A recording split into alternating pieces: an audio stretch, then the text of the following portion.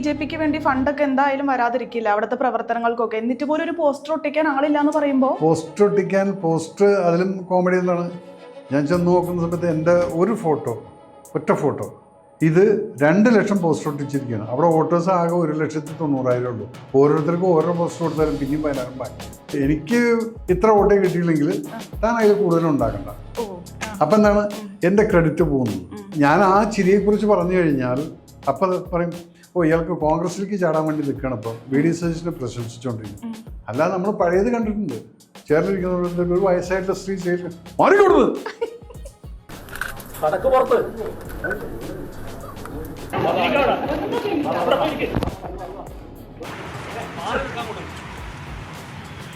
കാക്രോച്ച് എന്ന് പറയുന്നത് ഇവിടുത്തെ ഏറ്റവും വലിയൊരു ആന്റി നാഷണൽ പ്രസ്ഥാനമായിട്ട് വരാൻ പോകുന്നൊരു സംഭവമാണ്. ഒരു ബോധമില്ലാത്ത, ഒരു വെളിവുമില്ലാത്ത കുറച്ച് ചെറുപ്പക്കാർ. പക്ഷേ ഈ നീറ്റ് എക്സാമിന്റെ ഒരു ഇത് കൊണ്ടിട്ടൊക്കെ എങ്ങനെയൊക്കെ സംഭവിച്ചു? അത് നമുക്ക് എന്തെങ്കിലും ചെയ്യാൻ പറ്റണ്ടേ? ഇനി സ്കൂളിൽ പോകണ്ട, വീട്ടിലിരുന്നും പഠിക്കാം. ഇന്നത്തെ എപ്പിസോഡ് സ്പോൺസർ ചെയ്തിരിക്കുന്നത് ക്രിഷ് ഓൺലൈൻ സ്കൂൾ. യുദ്ധഭൂമിയിലെ പൊടിപടലങ്ങൾക്കിടയിൽ രാജ്യസേവനം ചെയ്ത ഒരു സൈനികൻ, കയ്യിൽ തോക്കുമായി അതിർത്തിയിൽ നിന്ന അതേ മനുഷ്യൻ പിന്നീട് കയ്യിൽ ക്യാമറയുമായി സിനിമയിലേക്ക് വരുന്നു. Welcome major sir.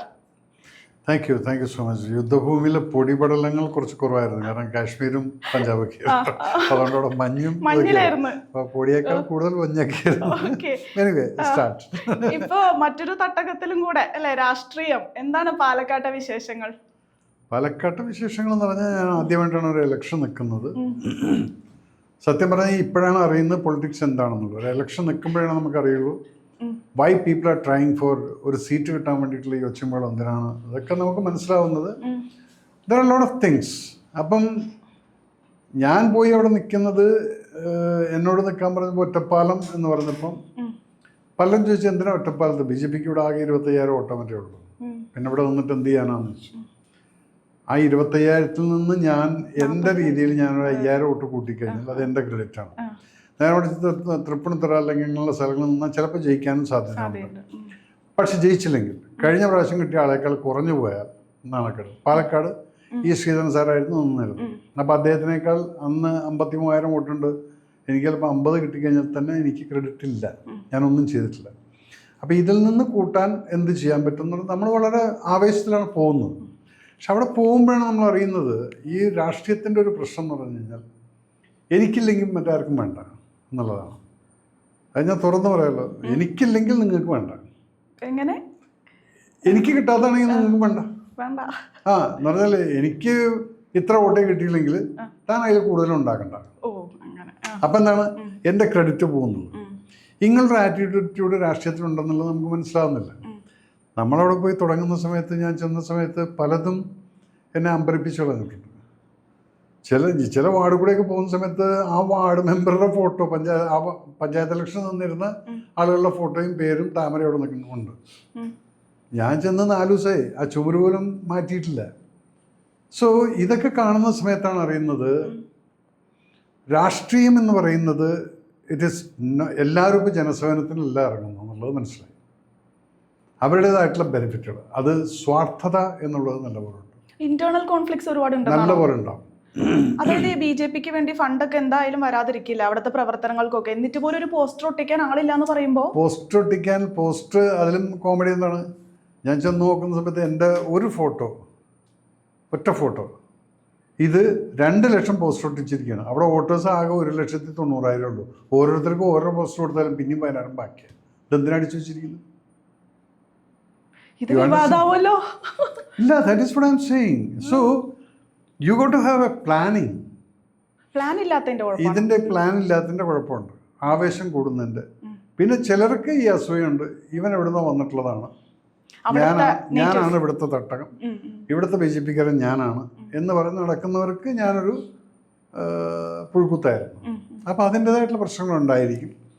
But then booth level പിള്ളേർ, ബിക്കോസ് ഞാനൊരു ഐ എം എ സോൾജർ. എനിക്ക് എൻ്റെ സോൾജേഴ്സിനെ ഞാൻ ഓഫീസറായിട്ട് നടക്കുന്നുണ്ടെങ്കിൽ, അല്ലെങ്കിൽ എനിക്ക് കാലറി മെഡൽ കിട്ടുന്നുണ്ടെങ്കിൽ ഞാൻ ഒറ്റയ്ക്ക് ചെയ്തിട്ടുള്ളതല്ല. എൻ്റെ കൂടെ അവന്മാർ കട്ടക്ക് നിൽക്കുമ്പോഴാണ് ഈ സംഭവമൊക്കെ നമുക്ക് വിജയകരമായിട്ട് ചെയ്യാൻ സാധിക്കും. അപ്പം എനിക്കറിയാം ആരാണ് എൻ്റെ കൂടെ നിൽക്കുന്നത്. അത് ബൂത്ത് ലെവൽ ആൾക്കാരാണ്. ആ പിള്ളേർക്ക് 5 പൈസ കിട്ടാറില്ല, ഒന്നുമില്ല. അങ്ങനെ അവർ ഈ ആവേശത്തിൽ അങ്ങനെയുള്ളവരെ ഞാൻ എൻ്റെ കൂടെ കൊണ്ടുവരണം. അവർക്ക് എന്നെ കൊണ്ട് ചെയ്യാൻ പറ്റുന്ന രീതിയിലെല്ലാം ചെയ്തു കൊടുത്തിട്ടും അവർക്ക് എന്താണെന്ന് വെച്ചാൽ പ്രശ്നം, അവരെപ്പോഴും ഇടപെടാം. നമുക്ക് ആവശ്യമുള്ള സമയത്ത് പൈസ കൊണ്ടെത്തില്ല. അത് ശരിയാണ്. എൻ്റെ കയ്യിൽ ഇപ്പോൾ 10 ലക്ഷം റുപ്യ ഉണ്ടെങ്കിൽ ഞാൻ ഈ നാളെ കൊടുക്കേണ്ടത് ഇന്ന് കൊടുത്താൽ എന്താ പ്രശ്നം? ഞാൻ കൊടുക്കാനുള്ളതാണ്. അപ്പോൾ why am I keeping it with me? ഇത് ഡബിൾ ആവുന്നില്ലല്ലോ. അപ്പോൾ ഇതൊക്കെ മൈൻഡ് സെറ്റിൻ്റെ ഒരു പ്രശ്നം. പണം കണ്ടു വളർന്നിട്ടുള്ളവരാണ് ഇതിന് ഇപ്പം എൻ്റെ എപ്പോഴും ഉള്ളൊരു സംഭവമുണ്ട്. നിങ്ങൾ അവിടെ ഒരു കോടികൾ അവിടെ വെച്ച് കഴിഞ്ഞാലും അത് എൻ്റെ അല്ല, അത് ഇറ്റ്സ് നോട്ട് മൈൻ. പിന്നെ why should I calculate about that എന്നുള്ളതാണ്. എൻ്റെ കയ്യിൽ പാർട്ടി പൈസ തന്നപ്പോഴാലും വരുന്നതിന് മുന്നേ ആൾക്കാർ താഴത്ത് വിളിച്ചത്, ഇത് എൻ്റെ റൂമിൽ കയറ്റരുത്, നിങ്ങൾ കൊണ്ടുപോകുക, ചിലവാക്കുക, എന്തൊക്കെയാണെന്ന് വെച്ചാൽ അതെല്ലാം ചെയ്തേക്കുന്നത്. സോ അങ്ങനെ വന്നപ്പോഴാണ് ഈ 25-ൽ നിന്ന് അത് 42,467 മാറിയത്. അത് മാറുന്നത് 18,000 ആളുകളെന്ന് പറഞ്ഞു കഴിഞ്ഞാൽ it's not a small amount. അതെന്താണ്? അപ്പോൾ അത് മേജർ രവി എന്നുള്ളൊരു വ്യക്തിയുടെ ഒരു അപ്രോച്ചായിരിക്കും. ഞാൻ എല്ലാവരുടെയും ചിരിച്ച് കളിച്ച്, അല്ലാതെ ഇവിടുത്തെ ചില ആളുകളെ കണ്ട് മുഖ്യമന്ത്രിയോ ആരൊക്കെയാണ് ചിരിക്കില്ല. ഇപ്പം ചിരി തുടങ്ങിയിട്ടുണ്ട്. കാരണം എന്താ വെച്ചാൽ അന്ന് ചിരിക്കില്ലായിരുന്നു, ധാർഷ്ട്യമായിരുന്നു. ഇപ്പം ചിരിച്ചിട്ടെങ്കിലും ആ ധാർഷ്ട്യം നിങ്ങളൊന്ന് മറക്കുമെന്ന് പറഞ്ഞിട്ട് നടക്കും. അപ്പോൾ നമ്മളെല്ലാവരുടെ അടുത്തും നമ്മളെ നോക്കി നിൽക്കുന്ന ആളുകൾ അവർ നമ്മളിൽ നിന്ന് എന്തെങ്കിലും സാന്ത്വനം പ്രതീക്ഷിക്കുന്നവരാണ്. ഒരു ചിരിയെങ്കിലും ഒരു ചിരി. ഇന്ന് ഞാൻ ആ ചിരിയെക്കുറിച്ച് പറഞ്ഞു കഴിഞ്ഞാൽ അപ്പം പറയും, ഓ ഇയാൾക്ക് കോൺഗ്രസിലേക്ക് ചാടാൻ വേണ്ടി നിൽക്കണം, ഇപ്പം VD സതീശനെ പ്രശംസിച്ചുകൊണ്ടിരിക്കും. അല്ല മനുഷ്യ, ആ മുഖത്തൊരു പ്രസന്നതയുണ്ട്. ഒരാളോട് എങ്ങനെ സംസാരിക്കണം, ഒരു വയസ്സായിട്ടൊരു സ്ത്രീ വന്നു കഴിഞ്ഞാൽ അവരെ തൊഴുത് കഴിഞ്ഞു അമ്മ നിങ്ങളുടെ മകനാണ് എന്ന് പറഞ്ഞാൽ അത് മതി. പിന്നെ അവരാ സമാനത്തിലങ്ങ് പോവാണ്. അവരൊരിക്കലും പിന്നെ തിരിച്ച് ഈ മുഖ്യമന്ത്രി അടുത്ത് വരില്ലായിരിക്കും. അല്ലാതെ നമ്മൾ പഴയത് കണ്ടിട്ടുണ്ട്, ചേർന്നിരിക്കുന്ന ഒരു വയസ്സായിട്ടുള്ള സ്ത്രീ സ്റ്റേജിൽ മാറിക്കൊടുത്ത്. സോ നിങ്ങൾ നിങ്ങളുടെ അമ്മ എങ്ങനെ കാണുന്നു എന്നുള്ളതാണ് നമ്മൾ മറ്റുള്ള അമ്മമാരിലോട്ടും കാണിക്കേണ്ടത്. നമ്മൾ എവിടെ നിന്നൊക്കെയാണ് പോകുന്നത്? പാലക്കാട്ടെ വിശേഷത്തിൽ നിന്ന് രാഷ്ട്രീയം ഇങ്ങനെ പോകണത്. അപ്പൊ എന്തായാലും പാലക്കാട് നില ഉറപ്പിക്കല്ലേ? ഇനി ആണെങ്കിലും അങ്ങോട്ടേക്ക് അവിടെ വർക്ക് ചെയ്യാൻ തീരുമാനം. ഇന്നിപ്പോൾ അങ്ങോട്ട് പോവാണ്, ഇന്റർവ്യൂ കഴിഞ്ഞ് ഞാനവിടെ പോകുന്നത്. കാരണം എനിക്കവിടെ ഇപ്പം കുറച്ച് ഒരു സ്ഥലത്ത് കുറച്ച് സ്കൂൾ പിള്ളേർക്ക് ബാഗും കാര്യങ്ങളും കൊടുക്കാനുണ്ട്. ഇതെന്താന്നൊരു പ്രശ്നം. മര്യാദയ്ക്ക് നമ്മളൊരു സ്ഥലത്ത് നിൽക്കുകയാണെങ്കിൽ നമ്മുടെ കയ്യിൽ നിന്ന് കാശിറങ്ങും. ഇതിനെക്കുറിച്ച് ആരും ചിന്തിക്കാറില്ല. അപ്പം അത് വരുന്നത് എവിടെ നിന്നെന്ന് വെച്ച് കഴിഞ്ഞാൽ ദൈവം എവിടെന്നെങ്കിലും ഗുണം തരും. അതുണ്ട്. കാരണം നിങ്ങൾ വിചാരിക്കില്ല, നിങ്ങളുടെ മുന്നിൽ നിങ്ങൾ ദൈവത്തിനെ കണ്ടിട്ടില്ല, ഞാനും കണ്ടിട്ടില്ല. പക്ഷെ ചിലപ്പം താനായിരിക്കും എൻ്റെ മുന്നിൽ ദൈവമായിട്ട് വരുന്നത്. എൻ്റെ അടുത്ത് ഒരാൾ പറഞ്ഞ്, ഒരു കുട്ടിക്ക് ഞാനെന്തോ ഒരു 15,000 രൂപ എന്തോ കൊടുത്ത സമയത്ത് അവർ ചോദിക്കാതെ എനിക്ക് കൊടുത്ത്, ഇവർ കണ്ണ് നിറഞ്ഞുകൊണ്ട് പറയുന്നു, സാറേ 5 രൂപയില്ല വീട്ടിൽ, അങ്ങോട്ടും ഇങ്ങോട്ടും എന്ത് ചെയ്യണം എന്നറിയാൻ നിൽക്കുന്ന സമയത്താണ് സാർ ആ കൊച്ചിൻ്റെ ഇത് കൊണ്ട് കൊടുത്തിരിക്കുന്നത്. ഞങ്ങളുടെ ദൈവം ഇത് അവർക്ക് ദൈവം, പിന്നെ ആ സമയത്ത് ഞാനാണ്. അല്ല സാർ ഒരുപാട് ചാരിറ്റി ചെയ്യുന്ന കാര്യമൊക്കെ ഞാൻ അറിയുന്നുണ്ട്. അതെങ്ങനെയാണെന്ന് വെച്ചാൽ എനിക്ക് അപ്പം തോന്നണം. ഇപ്പോൾ ഒരു ഇൻസിഡൻറ്റിൽ തൃപ്രയാറിൽ ഞാൻ ഇലക്ഷൻ ക്യാമ്പയിന് പോയ സമയത്ത് ഒന്നും പ്ലാനിങ് ഇല്ല. അവിടെ ചെന്നപ്പം പറഞ്ഞു, സാറേ ലക്ഷം വീട്ടിൽ ഒരു പയ്യൻ മരിച്ചുപോയി, അവൻ ആക്സിഡൻ്റ് ആയിട്ടപ്പോൾ അവൻ്റെ ഉമ്മയൊക്കെ ഭയങ്കര എന്ന് പറഞ്ഞാൽ മെൻ്റലി പ്രശ്നമായിട്ടിരിക്കുകയാണ്. അപ്പോൾ സുരേഷ് ഏട്ടൻ വന്നിട്ട്, സുരേഷ് എന്ന് വിചാരിച്ചു ആ നിൽക്കുന്ന ആൾക്കാരാണ് ഇവിടെയാണ് വരേണ്ടതെന്ന് പറഞ്ഞ് അവിടെ ഇറങ്ങി സംസാരിച്ച് സുരേഷ് അങ്ങ് പോയി. ഇതിൻ്റെ ഉള്ളിലേക്ക് കുറച്ചൊരു 50 മീറ്റർ നടന്നു പോകണമായിരുന്നു. അത് സുരേഷ് പോയില്ല, സുരേഷ് അറിയാനായിട്ടായിരുന്നു. അപ്പം എൻ്റെ അടുത്ത് ഉച്ചയ്ക്ക് വിളിച്ച്, സുരേഷൻ വന്നിട്ട് ഉള്ളിലേക്ക് കയറിയില്ല. പിന്നെ ചോദിച്ചു പറഞ്ഞു, നിങ്ങളെല്ലാം അവിടെയെല്ലാം നിന്നിരുന്നു, അപ്പോൾ ഞാൻ കണ്ടിട്ട് പോകുന്നു എന്ന് പറഞ്ഞു. ആരുടെയും ഇൻറ്റൻഷനിലില്ല. അപ്പോൾ സാറൊന്ന് വരുമെന്ന് വെച്ചു. ഞാൻ അങ്ങനെ രാത്രി പോവാണ്. ഞാൻ പോകുന്ന സമയത്ത് വളരെ കഷ്ടപ്പെട്ട ദയനീയമായിട്ടുള്ളൊരു അവസ്ഥയിൽ നിൽക്കുന്ന ഒരു ഫാമിലി, ഒരു മുസ്ലിം ഫാമിലിയാണ്. അപ്പോൾ ഈ ഞാൻ ഇരുന്ന് അവിടെ ഇരിക്കുന്നു. അപ്പോൾ എല്ലാവരും വന്നിട്ട് ഇരിക്കുന്നുണ്ട് എൻ്റെ കൂടെ. നമ്മളാ സങ്കടത്തിൽ ഇങ്ങനെ ഇരിക്കുന്നു. മകൻ മരിച്ചു, ശവസംസ്കാരം എല്ലാം കഴിഞ്ഞിരിക്കുന്നു. അകത്ത് മുസ്ലിംസ് ആകുമ്പോൾ നമ്മൾ ഈ സ്ത്രീകളെ അങ്ങനെ കാണാൻ അങ്ങോട്ട് പോകാറില്ല. അപ്പം ഞാൻ പറയാൻ തരുന്നു, പെട്ടെന്ന് അകത്തുനിന്നൊരു നിലവിളിയും കെട്ടിട്ട് എൻ്റെ ഉമ്മ ഇറങ്ങി ഓടുകയാണ് ഈ ഈവനിങ് ടൈമിൽ. അപ്പോഴത്തേക്കും വാപ്പെല്ലാം ഓടിച്ചെന്ന് പിടിച്ച് തിരിച്ചു കൊണ്ടുവന്നത്. എന്ത് പറ്റിയെന്ന് ഇല്ല സാർ, ഇടയ്ക്കിടയ്ക്ക് ഇറങ്ങി ഓടും. കാരണം പിറകിൽ ഇപ്പം ഈ മരിച്ചു പോയാണ്, അവന് 20 വയസ്സോ 18 വയസ്സോ മറ്റോ. അപ്പോൾ അവൻ ഇടയ്ക്കിടയ്ക്ക് പറയാതെ, ഉമ്മാനെ ഞാൻ നല്ലൊരു വീടുണ്ടാക്കാം. അപ്പം പിറകിൽ കുറച്ച് സ്ഥലമുണ്ട്. ആ സ്ഥലത്തിൽ ഇവൻ തന്നെ കാലത്ത് ചാല് കീറി തറയൊക്കെ ഉണ്ടാക്കിക്കൊണ്ട് ഇങ്ങനെ വരികയാണ്. അവൻ തന്നെ അവനെ കൊണ്ട് ചെയ്യുന്ന രീതിയിൽ ഒരു അമ്മയോട് സ്നേഹമുള്ള ഒരു പയ്യൻ. അപ്പം അതാണ് ഈ സ്ത്രീക്ക് ഉമ്മാനെ ഞാൻ എന്നെ വീട്ടിൽ താമസിപ്പിക്കും എന്ന് പറഞ്ഞിട്ടാണ് അവൻ പോയിരിക്കുന്നത്. അപ്പം ഞാനിത് കേട്ടപ്പോൾ എനിക്കിപ്പോൾ ഇത് ഫുള്ള് വീട് വെച്ച് കൊടുക്കുക എന്നുള്ളത് പണ്ടൊക്കെയാണ് ഇത് കൊടുത്തിട്ട് ഞാൻ പോയി. പക്ഷെ ഞാനിപ്പോൾ എന്താ വെച്ചാൽ ജനങ്ങളെ കൂടെ ഇൻവോൾവ് ചെയ്യിക്കും. ഇൻവോൾവ് ചെയ്യിക്കുന്നത് എങ്ങനെയാണെന്ന് വെച്ചാൽ ഞാൻ പറയും ഞാനിത് തരുന്നു, ഇനി നിങ്ങളെല്ലാവരും കൂടെ പിരിച്ചുണ്ടാക്കിയിട്ട് അവരുടെ വീട് നമുക്കൊരു സ്വപ്നം സാക്ഷാത്കരിക്കണം എന്നുള്ളത്. ഞാൻ എൻ്റെ കയ്യിൽ നിന്ന് ഒരു എമൗണ്ട് എടുത്തിട്ട് കൊടുത്തു. നമ്മളവിടെ പറയുന്നില്ല. ഒരു good enough for them to take off. കഴിഞ്ഞ ജനുവരി 8-ാം തീയതിയാണെന്ന് തോന്നുന്നു, ഈ ജനുവരി 8-ാം തീയതി അവിടുന്ന് ഒരു മുസ്ലിം വിളിച്ചിട്ട്, പാർട്ടിയുടെ BJP-കാരൻ മണ്ഡലം പ്രസിഡന്റ് വിളിച്ചിട്ട് പറഞ്ഞു, സാറേ ഇവിടുത്തെ മുല്ലാക്ക സാറിൻ്റെ അടുത്ത് സംസാരിക്കണം. എന്താ വെച്ചാൽ അവൻ്റെ വീട് റെഡിയായി, അപ്പം ചാവി കൊടുക്കാൻ വേണ്ടി സാറ് വരണം എന്ന് പറഞ്ഞിട്ട് എന്നുണ്ടോ. അപ്പം ഞാൻ എൻ്റെ 4-ാം തീയതി എൻ്റെ അനിയൻ മരിച്ചിട്ട് ഞാൻ വീട്ടിലിരിക്കുകയാണ് പട്ടാമ്പിയിൽ. അപ്പം ആകെ തകർന്നിരിക്കുകയായിരുന്നു. അപ്പോൾ ഇയാൾ വിളിച്ചിട്ട് പറഞ്ഞ്, സാറേ ഞങ്ങൾക്കറിയാം സാറിൻ്റെ അവസ്ഥ, അനിയൻ മരിച്ചിട്ട് ഞങ്ങൾ TV-യിലൊക്കെ കണ്ടായിരുന്നു, എന്നാലും സാറാ ഉമ്മനെ കണ്ടിട്ടില്ല, ഉമ്മയും കണ്ടിട്ടില്ല, കാരണം അവിടെ നിന്നൊക്കെ ബോധമില്ലാതെ കിടക്കുകയായിരുന്നു. അപ്പോൾ ഇപ്പം ഞങ്ങൾ ഈ കാര്യങ്ങളൊക്കെ പറയുന്നത് സാറ് പറഞ്ഞിട്ട് ഈ പൈസ വെച്ചിട്ടൊക്കെയാണ് നമ്മൾ തുടങ്ങുന്നതെന്നൊക്കെ പറഞ്ഞപ്പം, അപ്പോൾ സാറിൻ്റെ കൈ കൊണ്ട് ഈ ചാവി കൊടുപ്പിക്കണം എന്ന് ഞങ്ങളുടെ ആഗ്രഹം ഉണ്ടായിരുന്നു. ഞാൻ പറഞ്ഞ മുസ്ലിങ്ങൾ തന്നെ കൊടുത്തേക്കും, കാരണം എന്നെക്കൊണ്ട് വരാൻ പറ്റില്ല, ഞാൻ അങ്ങനൊരു അവസ്ഥയിലല്ല നിൽക്കുന്നത്. എപ്പോഴെങ്കിലും ഞാൻ വരാമെന്ന് ഇതുവരെ പോകാൻ പറ്റില്ല കേട്ടോ, ഞാൻ പോവും എപ്പോഴെങ്കിലും. അപ്പോൾ ഇതവിടെ ഇൻസ്റ്റൻ്റ്ലി നടന്നതുകൊണ്ട് ആ വീട് നടന്നു. നമ്മൾ കുറച്ച് പൈസ കൊടുത്തു, ഇനിഷ്യേറ്റീവ് കൊടുത്തു, ജനങ്ങളും ചെയ്തോളും. നേരെ മറിച്ച് നമ്മൾ ആ ഇനിഷ്യേറ്റീവ് എടുത്തില്ലെങ്കിൽ അവിടെ ഫുൾ ഒരു തുടക്കത്തിൻ്റെ ക്യാപിറ്റൽ അതെങ്ങനെ വരും എന്നുള്ളത് ആലോചിച്ചിട്ട് ഇങ്ങനെ പോകുന്നത്. നേരെ മറിച്ച് ഈ ഒരു നല്ലൊരു എമൗണ്ട് അവിടെ കയ്യിൽ വന്നപ്പം അവരങ്ങ് ഇനിഷ്യേറ്റീവ് എടുത്തു, നാട്ടുകാരും മുഴുവൻ ചേർന്നിട്ട് നിൽക്കണം. പക്ഷെ അതിന് ചില സമയത്ത് നമ്മളത് ചോദിക്കുമ്പോൾ നമ്മുടെ അടുത്ത് ഉണ്ടാവില്ല. ചോദിക്കാത്തതിനാണ് എൻ്റെ ഈ ചാരിറ്റി കിടക്കുന്നത്. ഞാൻ കണ്ടു, ഒരാളെ കണ്ടു, അല്ലെങ്കിൽ ഇപ്പം ചിലപ്പോൾ രാത്രിക്ക് വരുന്ന സമയത്ത് ആ മെട്രോൻ്റെ കടിയിലൊക്കെ ചിലർ കിടന്നുറങ്ങുന്നത് കാണാം. ഒരാളോട് ഞാൻ സൈഡിൽ പോയിട്ട് കുറച്ച് പൈസ എടുത്ത് കൈ കൊടുത്തിട്ട് ഞാനങ്ങുമ്പോൾ ഒരു അന്തം വിട്ട് കണ്ണാക്കാൻ തിരിഞ്ഞു നോക്കുന്നത്. അവർക്ക് ആ സമയത്ത് ദൈവം ഞാനാണ്, അവർ ഉറങ്ങിക്കിടക്കുന്ന ആൾക്കാരാണ്. അപ്പോൾ എനിക്ക് ആ ഉറക്കം കാണുമ്പോൾ അറിയാം ഒരു നിവൃത്തിയില്ലാതെ കിടന്നുറങ്ങുന്നതാണ് ഇങ്ങനൊരു അവസ്ഥയിൽ. അല്ലാതെ എനിക്ക് basically I haven't cheated anybody. പക്ഷെ എൻ്റെ കേസുകൾ ഇഷ്ടം പോലെ ഉണ്ട്. ഞാൻ ചീറ്റ് ചെയ്തു, 1.7 കോടി അവിടുന്ന് ആലപ്പുഴ അമ്പലപ്പുഴ ഇതെല്ലാം കേസൊക്കെ പോയിരിക്കുന്നു. പക്ഷെ നിങ്ങൾക്ക് ഈ നിങ്ങളും ജീവിക്കുന്ന എന്നെ പോലുള്ള ആൾക്കാരെ വെച്ചിട്ടാണ്. എൻ്റെ പേരിലൊരു 10 തെറി വിളിച്ചാൽ റീച്ച് കിട്ടും.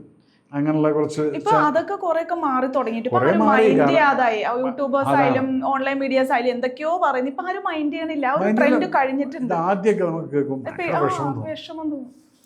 എന്നിട്ട് താഴത്തുള്ള കമന്റുകൾ കാണുന്ന സമയത്ത് പിന്നെ ഞാൻ എൻ്റെ വേറെ പ്രശ്നമൊന്നുമില്ല. ഇതാണ് എൻ്റെ അഡ്മിനായിരുന്നു നോക്കിയത്. അവിടെ എൻ്റെ ക്ലാസ്മേറ്റിൻ്റെ മകളാണ്. ഇവള് വിളിച്ചിട്ട് അവളെ എന്തിനാ ഇതൊക്കെ പറയാൻ പോയത്, തെറി. ഞാൻ നീ എന്തിനത് വായിക്കാൻ പോയത്? എടി നീ പറഞ്ഞ് ഞാൻ പറഞ്ഞു തന്നെന്ന് ഞാൻ വിട്ടിട്ട് പിന്നെ താഴത്തേക്ക് നോക്കരുത് എന്നുള്ളത്. ലാലേട്ടൻ പറയാറില്ലേ കമന്റ്സ് വെച്ചിട്ട്, എന്താ മോനെ ഇവൻ എന്നെ പറ്റി ഇങ്ങനെയൊക്കെ എഴുതി വെച്ചിട്ട്. ഞാനിപ്പോൾ ഒന്നും നോക്കാറൊന്നുമില്ല. പിന്നെ അതിൻ്റെ പെർട്ടിക്കുലർ കാറ്റഗറിയാണ്. ഒന്നുകിൽ എന്നെ രാഷ്ട്രീയപരമായിട്ട് എതിർക്കുന്ന കുറച്ച് കമ്മിക്കൂട്ടങ്ങളെന്ന് പറയും. അതിൽ കമ്മ്യൂണിസ്റ്റുകാരല്ല, യഥാർത്ഥ കമ്മ്യൂണിസ്റ്റുകാരന് എന്നെ ഇഷ്ടമാണ്. കാരണം എനിക്കും കമ്മ്യൂണിസ്റ്റുകാരെ ഇഷ്ടമാണ്. ഞാൻ EMSൻ്റെ നാട്ടിൽ നിന്ന് വരുന്നതാണ്, പട്ടാമ്പിക്കാരനാണ്. ഞങ്ങൾ കണ്ട ആ നമ്പൂരി ഉള്ളത് മുഴുവൻ വിറ്റ് തുലച്ച് അവസാനം വാടക വീട്ടിൽ കിടന്നിട്ടാണ് മരിച്ചെന്നുള്ളതൊക്കെയാണ് കേട്ടോ. ആ ഇല്ലം ഞാൻ പോയി കണ്ടിട്ടുണ്ട്. അതാണ് കമ്മ്യൂണിസം എന്ന് പഠിച്ച സ്ഥലത്തു നിന്നാണ് ഇവിടെ മകളുടെ പ്രോപ്പർട്ടി ഉണ്ടാക്കാൻ വേണ്ടിയിട്ടൊരു കമ്മ്യൂണിസ്റ്റ് നടക്കുന്നു, മക്കൾക്ക് ഉണ്ടാക്കാൻ വേണ്ടി, മരുമക്കൾക്ക് ഉണ്ടാക്കാൻ വേണ്ടി. അവിടെ കമ്മ്യൂണിസ്റ്റ് അല്ലാതെ കമ്മ്യൂണിസ്റ്റിൻ്റെ ലേബൽ അടിച്ചുകൊണ്ട് ഞാൻ കാശുണ്ടാക്കുക എന്നുള്ളത് മാത്രമാണ് ഇവിടെ കണ്ട കമ്മ്യൂണിസം ഇപ്പം. അപ്പം അതിൽ ഇനിയിപ്പോൾ നിങ്ങൾക്ക് തെളിവുണ്ടോ ഇല്ലയോ, തെളിവൊക്കെ വരും. അവിടെ ദൈവം കൊണ്ടുവരും ആ തെളിവ്. എന്നിട്ട് അപ്പം അവിടെ എനിക്ക് കമ്മ്യൂണിസ്റ്റോട് ഒന്നുമില്ല. ഞാൻ ചോദിക്കട്ടെ, അപ്പൊ ഒരു സൈനികനായിരുന്ന ഒരാള് പാർട്ടിയിൽ അല്ലെങ്കിൽ പൊളിറ്റിക്സിലേക്ക് ഇറങ്ങണം എന്ന് തീരുമാനിച്ചപ്പോൾ എന്തുകൊണ്ടാണ് BJP ഓപ്റ്റ് ചെയ്തത്? BJP എന്ന് പറഞ്ഞു കഴിഞ്ഞാൽ ഞാൻ ഇരുന്ന സമയത്ത് ഞാൻ കുട്ടിക്കാലത്ത് പഠിക്കുമ്പോൾ ഞാൻ KSUക്കാരനായിരുന്നു. പക്ഷേ ഈവനിങ് ഞാൻ ശാഖയിൽ പോകും. കാരണം അന്ന് അവിടെ ABP ഒന്നും ഇല്ല. 17 വയസ്സിന് മുന്നുള്ള കാര്യമല്ലേ? കാര്യമാണ്. അപ്പം ഞങ്ങൾ ഈ ഹൈസ്കൂളൊക്കെ പഠിക്കുന്ന സമയത്ത് ഞങ്ങളുടെ കൂട്ടുകാരെല്ലാം KSUകാരാണ്. പിന്നെ കുറച്ച് ഞങ്ങൾക്ക് ഇഷ്ടമില്ലാത്തവന്മാർ കമ്മ്യൂണിസ്റ്റുകാർ SFIക്കാരുമായിരുന്നു. അപ്പം അങ്ങനെ ആ ശത്രുത അങ്ങനെ സ്കൂളിൽ ഉണ്ടായിരിക്കും എപ്പോഴും. അടിയും പിടിയൊക്കെ ഉണ്ടാക്കും. അപ്പം ഞങ്ങൾ സ്ട്രോങ് ആണ്. KSUകാർ ഇഷ്ടം പോലെ ഉണ്ട് അവിടെ. ഈവനിങ് ഞങ്ങാട്ടിൽ പോയി കഴിഞ്ഞാൽ ഞാൻ ബാലശാഖയിലവിടെ കൂത്തുപറമ്പിൻ്റെ പുറകിൽ കൂത്തുമാടത്തിൻ്റെ പുറകിൽ ശാഖയിൽ പോവുകയും ചെയ്യും. അപ്പം അവിടെ അതിനകത്ത് വികാരം രാഷ്ട്രീയപരമായിട്ടുള്ളതല്ല. KSU എന്ന് പറഞ്ഞാൽ എന്താണ്? കോൺഗ്രസിൻ്റെ ഒരു ബാലസംഘടന എന്ന് മാത്രം, സ്റ്റുഡൻറ്റ് സംഘടന എന്നുള്ളത് മാത്രമേ ഉള്ളൂ. അതിൽ ശാഖയിൽ പോകുന്നു എന്ന് പറഞ്ഞു. ശാഖയിൽ പോയി കഴിഞ്ഞാൽ ഒരു ഡിസിപ്ലിൻ ഉണ്ട്. 5 മണിക്ക് ധ്വജം ഉയർത്തുന്ന സമയത്ത് നമ്മളവിടെ കൃത്യമായിട്ട് 5 മണിക്ക് 5 മിനിറ്റ് മുന്നേ അവിടെ എത്തിരിക്കും. ഈ ഒരു ഡിസിപ്ലിൻ അവിടെ നിന്നാണ് പഠിച്ചിരിക്കുന്നത്. അതാണ് 5 മിനിറ്റ് മുന്നേ വന്നത്. ഞാൻ എപ്പോഴും വരും. കഴിഞ്ഞ പ്രാവശ്യം ഇതേ സ്റ്റുഡിയോയിൽ തൻ്റെ വേറെ ഒരു പാർട്ട്ണറെ വിളിച്ചിട്ട് ഞാൻ ഇവിടെ ഇറങ്ങി പോയിട്ടുണ്ട്. അവർക്ക് ഇൻ്റർവ്യൂ കൊടുത്തിട്ടില്ല. പിന്നീട് വീട്ടിൽ വന്ന് ചെയ്യേണ്ടി വന്നു. കാരണം ഈ ഡിസിപ്ലിൻ എന്ന് പറയുന്ന അങ്ങനെയൊക്കെ വരുന്നതാണത്. അപ്പം പിന്നെ നിങ്ങളിപ്പം RSSനെ പലതും പറയുമായിരിക്കും. ഇന്ന് ലോകത്തിലെ ഏറ്റവും വലിയൊരു സംഘടനയാണ്. നിങ്ങളിരുന്ന് കുരച്ചിട്ടൊന്നും ഒരു കാര്യമില്ല. അപ്പം അതുകൊണ്ട് എന്തുകൊണ്ട് BJP സെലക്ട് ചെയ്തു എന്ന് ചോദിച്ചാൽ, ഞാൻ ആദ്യം ഒരു പാർട്ടിയിലും ഉണ്ടായിരുന്നില്ല. അതിലിടയ്ക്ക് ഞാൻ BJPനെ ക്രിറ്റിസൈസും ചെയ്തിട്ടുണ്ട്. 2017 മറ്റാണെന്ന് തോന്നുന്നുണ്ട്. ഞാൻ പറഞ്ഞു ഇവിടെ എല്ലാം കള്ളത്തരം കാണിച്ച് നടക്കുന്നവരാണെന്നല്ല ഞാൻ പറഞ്ഞിട്ടുണ്ട്. എന്തായിരുന്നു അന്ന് അങ്ങനെ ഒരു അവസ്ഥ ഉണ്ടായിരുന്നു. അപ്പം അതിനെ ഞാൻ തുറന്നു പറയും. ഇപ്പോഴും ഞാൻ അങ്ങനെ കണ്ടു കഴിഞ്ഞാൽ ഞാൻ വിളിച്ചു പറയും. പക്ഷെ അന്ന് ഞാൻ പാർട്ടി മെമ്പർ അല്ലായിരുന്നു. ഇപ്പം എന്താ വെച്ചാൽ എനിക്ക് പാർട്ടിയായിട്ടൊന്ന് ഡിസ്കസ് ചെയ്യുള്ളൂ. ഞാൻ മെമ്പറായി പോയി. അത് അതിൻ്റെ കാഡർ സിസ്റ്റം ഉണ്ട്. നമ്മൾ പാർട്ടിയിൽ മെമ്പറായി കഴിഞ്ഞാൽ എനിക്ക് ഫ്രീ ആയിട്ട് സംസാരിക്കാൻ പറ്റില്ല. എൻ്റെ ഒരു അഭിപ്രായം പറയണമെങ്കിൽ പോലും ഞാനിപ്പം വിളിച്ച് ചോദിക്കും, can I speak about this thing എന്ന് ചോദിക്കും. ഈ കാക്രോച്ചിനെ കുറിച്ചൊരു ഒരു പാർട്ടി വന്നപ്പം ഞാൻ ശക്തമായിട്ട് എതിർക്കാൻ വേണ്ടിയിട്ടുള്ളതായിരുന്നു. കാരണം കാക്രോച്ച് എന്ന് പറയുന്നത് ഇവിടുത്തെ ഏറ്റവും വലിയൊരു ആൻറ്റി നാഷണൽ പ്രസ്ഥാനമായിട്ട് വരാൻ പോകുന്നൊരു സംഭവമാണ്. ഒരു ബോധമില്ലാത്ത, ഒരു വെളിവുമില്ലാത്ത കുറച്ച് ചെറുപ്പക്കാർ, അവർക്ക് തമ്മിൽ അവരുടെ മുഖം എന്താണെന്നുള്ള അവർക്കറിയില്ല. അവരുടെ നേതാവിൻ്റെ മുഖം എന്താണെന്നുള്ള അവർക്കറിയില്ല. പിന്നെ എന്തിനാണ് വന്നിരിക്കുന്നത്? ഫ്രസ്ട്രേഷൻ. പിന്നെ നിങ്ങളൊരു സ്ഥലത്തെങ്കിലും പോയി കഴിഞ്ഞാൽ എൻ്റെ ഫേസെങ്കിലും TV വരുമല്ലോ എന്നും പറഞ്ഞ് കുറേ അവിടെ കൂടിയിട്ടുണ്ട്. ഇതിനെല്ലാം കണ്ടു കഴിഞ്ഞാൽ അച്ഛൻ്റെ പേരെന്ത്, അമ്മയുടെ പേരെന്തെന്ന് ചോദിച്ചു കഴിഞ്ഞാൽ ഓർത്ത് പറയേണ്ട അവസ്ഥ വരുന്ന ചെറുപ്പക്കാരാണ് ഞാൻ അവിടെ കാണുന്നത്. പക്ഷേ ഈ നീറ്റ് എക്സാമിന്റെ ഒരു ഇത് കൊണ്ടിട്ടല്ലേ എങ്ങനെയൊക്കെ സംഭവിച്ചത്? അത് നമുക്ക് എന്തെങ്കിലും ചെയ്യാൻ പറ്റണ്ടേ? ഞാൻ ചോദിക്കട്ടെ. നീറ്റ് എക്സാമിനേഷൻ്റെ ചോദ്യപേപ്പർ ചോർന്നു. ഓക്കെ, നമ്മൾ എന്ത് നടക്കുമ്പോൾ ആദ്യം മന്ത്രിനെ കുറ്റം പറഞ്ഞു. മന്ത്രി അതിൻ്റേതായിട്ടുള്ള തീരുമാനങ്ങളൊക്കെ എടുത്തു. ശരിയാണ്, അത് ഇത്രയും വലിയൊരു നീറ്റ് എക്സാമിനേഷൻ എന്നുള്ളൊരു സംഭവം വരുന്ന സമയത്ത് അത് പോയി കഴിഞ്ഞാൽ അതിനെ പ്രിപ്പയർ ചെയ്തിരുന്ന പിള്ളേർ. പക്ഷെ ഞാൻ ചോദിക്കട്ടെ, അതിനകത്ത് വന്നിട്ട് ഒരെണ്ണം പോലും നീറ്റ് പോയിട്ട് 10ാം ക്ലാസ് പോലും പാസ്സായിട്ടുണ്ടാവില്ല കൂട്ടത്തിൽ. അപ്പം ഇത് എന്തെങ്കിലും ഒരു കാരണം കിട്ടി. പിന്നെ ഇവൻ ഈ അമേരിക്കയിൽ ഇരുന്നിട്ട് കൊണ്ട് വന്നതിൻ്റെ ഇവൻ ആരാ ഈ ഫണ്ട് ചെയ്തിരിക്കുന്നത്? ഇവൻ ബിസിനസ് ക്ലാസ്സിൽ വന്ന് ഇറങ്ങുന്നുണ്ടെങ്കിൽ ഇവൻ ആരാ ഫണ്ട് ചെയ്തിരിക്കുന്നത്? അവിടെ അമേരിക്കയിൽ വർഷങ്ങളോളം ജീവിക്കുന്ന എൻ്റെ റിലേറ്റീവ്സ് പലരും ഉണ്ട്. They can't afford to come in this thing. When he comes like that, that means he's being funded by some anti-nationals of India. അത് ഇന്ത്യയിലത്തെ ഫണ്ടല്ല, അത് സോറോസിനെ പോലുള്ള ആൻറ്റി നാഷണൽ എസ്റ്റാബ്ലിഷ് ആയിട്ടുള്ള ഇന്ത്യക്ക് എഗൻസ്റ്റ് ആയിട്ടുള്ള ആളുകൾ. ആ സോറോസിൻ്റെ ബന്ധം ഇവിടുത്തെ രാഷ്ട്രീയ പാർട്ടിക്കാരായിട്ടുള്ളത് പ്രൂവ് ചെയ്ത് കഴിഞ്ഞിട്ടുള്ളതാണ്. സോറോസിൻ്റെ മകനായിട്ട് ഇവിടുത്തെ ഒരു നേതാവ് പാർട്ടിയിൽ അറ്റൻഡ് ചെയ്യുന്നതെല്ലാം കണ്ടിട്ടുള്ള. സോ കാക്രോച്ച് പാർട്ടി എന്ന് പറയുന്നത് ബേസിക്കലി എങ്ങനെയെങ്കിലും ഈ നരേന്ദ്രമോദി എന്ന് പറയുന്ന ഒരു വ്യക്തിനെ താഴത്തേക്ക് പിടിച്ചിറക്കുക എങ്കിൽ, കാരണം ഫ്രസ്ട്രേഷനിൽ നടക്കുന്ന പാർട്ടിക്കാരാണ്. 5 പൈസ വരുമാനമില്ല, ഇവിടുന്ന് കക്കാനും പറ്റുന്നില്ല. ഇവിടെ പാർട്ടിക്കാരന്മാർ എവിടെയെങ്കിലും കട്ടിട്ട് അതിൻ്റെ അലിഗേഷൻ പറയാനില്ല, കറപ്ഷനില്ല. അപ്പോൾ അവരെക്കുറിച്ച് പറയാനും പറ്റുന്നില്ല. ഇത് എങ്ങനെ ഇതിന് താഴ്ത്തുന്നു? എന്നിട്ട് വെറുതെ എന്ന് പറയും മോദി ചോറ. എന്താ കട്ടുന്നത്? നിൻ്റെ വീട്ടിൽ നിന്ന് വല്ലതും കട്ടാൻ? ഞാൻ സാറിന്റെ ഒരു സ്റ്റേറ്റ്മെന്റ് ഇങ്ങനെ കേട്ടിട്ടുണ്ട്, മോദി ഇപ്പൊ കോൺഗ്രസിലായിരുന്നെങ്കിലും I will have support Modi, അങ്ങനെ അല്ലേ? അപ്പൊ അങ്ങനെയാണെങ്കിൽ മോദിയുടെ കീഴിലുള്ള ഇന്ത്യയിൽ കഴിഞ്ഞ ഒരു 15 വർഷത്തിനിടയിൽ എന്തൊക്കെ മാറ്റങ്ങളാണ് സാർ? ഒരു 87 മുന്നേക്കാണ് അല്ലെ മിലിറ്ററിയിൽ ചേർന്നതും, അത്രയും നാള് 15 എത്രയോ മോളെ എന്ത് 87 നീ ജനിച്ചിട്ടുള്ളൂ. ഞാൻ 76 ജോയിൻ ചെയ്തു. സോ 76 തൊട്ടിട്ട് I am seeing this politics. അപ്പൊ ഇന്ത്യ ശരിക്കും അറിഞ്ഞ ഒരാളാണല്ലോ. ഉണ്ട്, കാരണം അത് പട്ടാളക്കാരനായിട്ടിരിക്കുന്ന സമയത്ത് ഞാൻ പലതും അനുഭവിച്ചിട്ടുണ്ട്. ഞാൻ എന്തിനാണ് ചാന്ദ് മൽഹോത്രയുടെ കേസ് ഞാൻ നിങ്ങളുടെ അടുത്ത് മനോരമയിൽ ഞാൻ അയ്യപ്പദാസിൻ്റെ ഒരു ഇതിലാണെന്ന് തോന്നുന്നു ചർച്ചയിൽ ഞാൻ സംസാരിച്ചിട്ട് അപ്പോഴാണ് ജനം അറിയുന്നത് ഈ ചാന്ദ് മൽഹോത്ര ആരാണെന്നുള്ളത്. ഒരു മേജർ ചാന്ദ് മൽഹോത്രയുടെ കേസ് പറയാൻ കാരണം എന്തായിരുന്നു? ഇവിടെ അന്ന് ചർച്ചയിൽ ആരോ കോൺഗ്രസിൻ്റെ വക്താവ് എന്ന് പറഞ്ഞു, ഞങ്ങൾ രാജ്യസ്നേഹമാണെന്നെല്ലാം പറഞ്ഞു. ഞങ്ങളും ചെയ്തിട്ടുണ്ട് സർജിക്കൽ സ്ട്രൈക്ക് എന്നൊക്കെ എന്തോ പറഞ്ഞു. അപ്പോഴാണ് ഞാൻ പറഞ്ഞത്, നിങ്ങൾ ചെയ്തിട്ടുണ്ടായിരിക്കും, പക്ഷെ നിങ്ങളത് ഒരിക്കലും പറഞ്ഞിട്ടില്ല ഒരാൾ. കാരണം എന്താണ്, നിങ്ങൾ പാകിസ്ഥാനെ ആൻറ്റഗനൈസ് ചെയ്യാൻ ഇഷ്ടപ്പെടുന്നില്ല, അവരുടെ അടുത്ത് ഫ്രണ്ട്ഷിപ്പ് ഇങ്ങനെ വെക്കാൻ ആഗ്രഹിച്ചിട്ട്, അതുകൊണ്ടാണെന്ന് പറഞ്ഞിട്ടാണ് ഞാൻ ഈ എക്സാമ്പിൾ പറഞ്ഞത്. ചാന്ത് മൽഹോത്രയെക്കുറിച്ച് അപ്പോഴാണ് പിള്ളേർ, ചെറുപ്പക്കാർ കയറി നെറ്റിൽ നോക്കുന്ന ആരാണെന്നുള്ളത്. അപ്പോഴാണ് ഇവരറിയുന്നത് ഇത്രയും സ്മാർട്ടായിട്ടുള്ളൊരു 6 അടി 2 ഇഞ്ച് പൊക്കമുള്ളൊരു സ്മാർട്ട് പാര ഗായ്, പ്രസിഡൻറ്റിൻ്റെ ADC ആയിരുന്ന ആൾ ഒരു മലയാളി പെൺകുട്ടിയെ കല്യാണം കഴിച്ചിട്ടുണ്ട്. അത് ശോഭ റിയൽറ്റേഴ്സിൻ്റെ റിലേറ്റീവാണ് ചേച്ചി, ഷീല ചേച്ചി. അങ്ങനെ ഞാൻ ഷീല ചേച്ചിയൊക്കെയായിട്ട് ബന്ധപ്പെട്ടിട്ടുണ്ട്. പിന്നെ ഷീല ചേച്ചി എന്നായിട്ടാണ് ബന്ധപ്പെട്ട ആദ്യം. കാരണം ഞാൻ ഈ ഇദ്ദേഹത്തെക്കുറിച്ചൊരു സിനിമ ചെയ്യാൻ വേണ്ടി തീരുമാനിച്ചായിരുന്നു. കാരണം അത് രജോറി സെക്ടറിൽ, പൂഞ്ച് സെക്ടറിൽ നടന്നിട്ടുള്ളൊരു സംഭവമാണ്. 71 ഇദ്ദേഹം 16 വർഷം സർവീസ് മറ്റായിരിക്കുന്നു, മേജറാണ്. അങ്ങനെ അവിടെ ഇരിക്കുന്ന, സർവീസ് ചെയ്തുകൊണ്ടിരിക്കുന്ന സമയത്ത് പാകിസ്ഥാൻകാർ ഇവിടെ വന്ന് 10 പട്ടാളക്കാരുടെ തല വെട്ടിയിട്ട് പോയി. അവർ കടന്ന് ഇങ്ങോട്ട് വന്നിട്ട് ഡ്യൂട്ടിയിലുണ്ടായിരുന്ന ഒരു പിക്കറ്റ് കയറിയിട്ട് അവന്മാരെ തല വെട്ടിയിട്ടെങ്കിൽ പോയി. ഇദ്ദേഹം ചാന്ത് മൽഹോത്ര പറഞ്ഞ്, എൻ്റെ കമ്പനിയുടെ പിള്ളേരാണ് പോയിരിക്കുന്നത്, I will chase them and I will kill them. അപ്പം എന്താ, LOC ക്രോസ് ചെയ്യണമെങ്കിൽ ലീഗൽ പെർമിഷൻ വേണം, പറ്റില്ല. അപ്പോൾ സീനിയർ കമാൻഡർ, കോർ കമാൻഡർ വരയ്ക്ക് ഈ സംസാരം പോയി. CO, div command brigade, div, corps വരത്തിന്ന് പറഞ്ഞ് no, he will not go. അപ്പം ഇങ്ങനെ പറഞ്ഞു, നിങ്ങൾ തന്നെ കോർട്ട് മാർഷലിംഗ് ചെയ്തേക്ക്.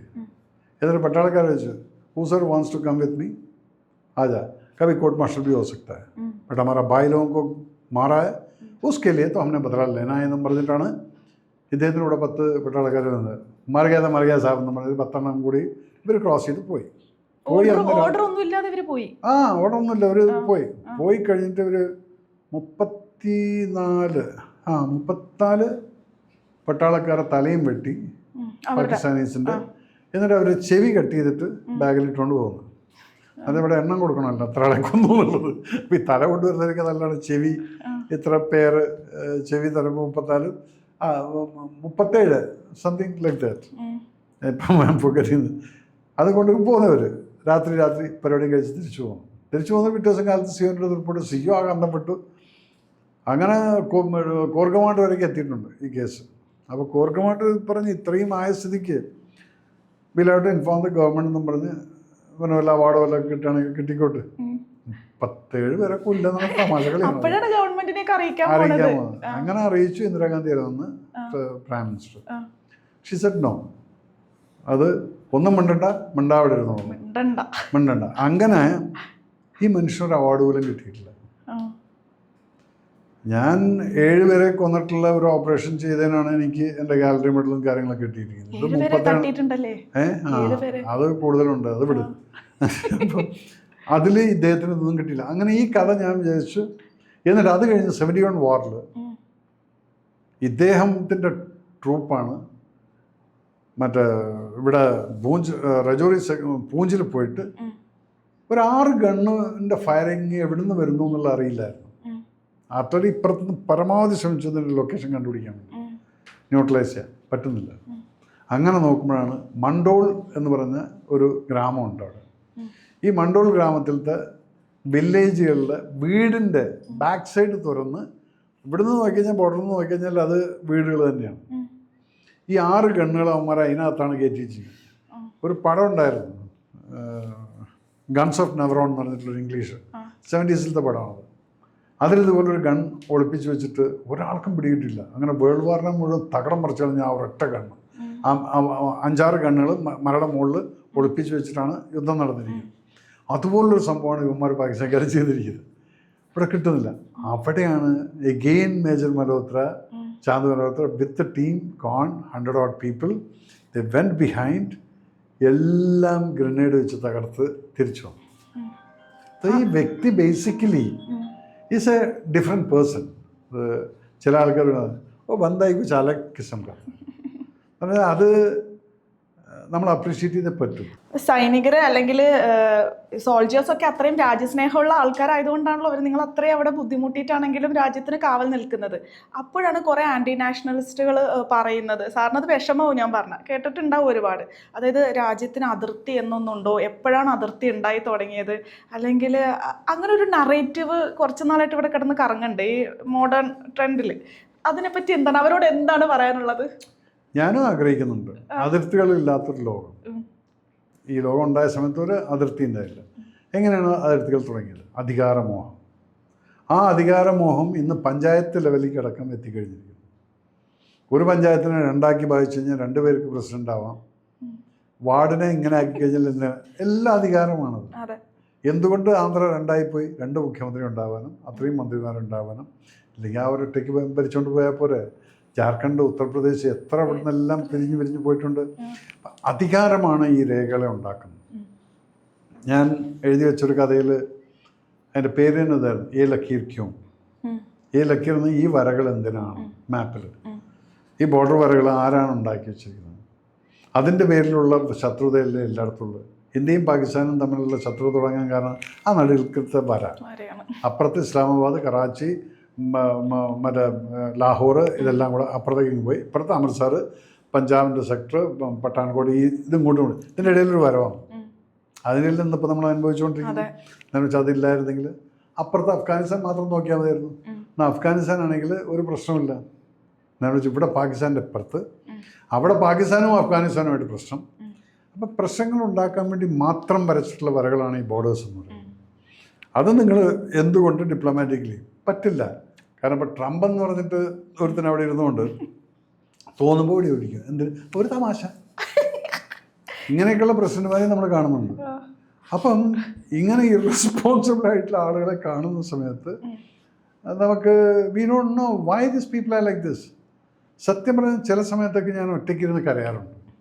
അത് ബോർഡറിനെ കുറിച്ച് ആലോചിച്ചിട്ടൊന്നുമല്ല, ചിലപ്പോൾ ഇങ്ങനെ ഇരുന്ന് ആലോചിക്കും. ഇപ്പോൾ സലീം കുമാർ ഞാൻ മരിച്ചു, ഓക്കെ, 4 ദിവസമായി. ഇന്ന് നിങ്ങൾ സലീം കുമാറിനെ കുറിച്ച് സംസാരിക്കുന്നുണ്ടോ? ഇല്ലല്ലോ. ആ 2 ദിവസം കഴിയുമ്പോഴത്തേക്കും ആ ആൾ മറന്നുപോയി. ആ ആളുടെ തിരശ്ശീല വീണു. കൊച്ചിൻ ഹനീഫ് ഖാൻ, ഞാൻ അത്രയധികം 4 പടങ്ങൾ എൻ്റെ കൂടെ വർക്ക് ചെയ്തിട്ടുള്ള ആളാണ്. ഇവരെക്കുറിച്ചൊക്കെ ആലോചിച്ച് ഞാൻ കരയും. തിലകൻ ചേട്ടൻ ഒരു പടത്തിൽ എൻ്റെ അഭിനയിച്ചിട്ടുള്ളൂ. ഇന്നസെൻ്റ് ഏട്ടൻ, മാമുക്കോയ, ഇവരൊക്കെ എൻ്റെ കൂടെ അഭിനയിച്ചിട്ടുണ്ട്.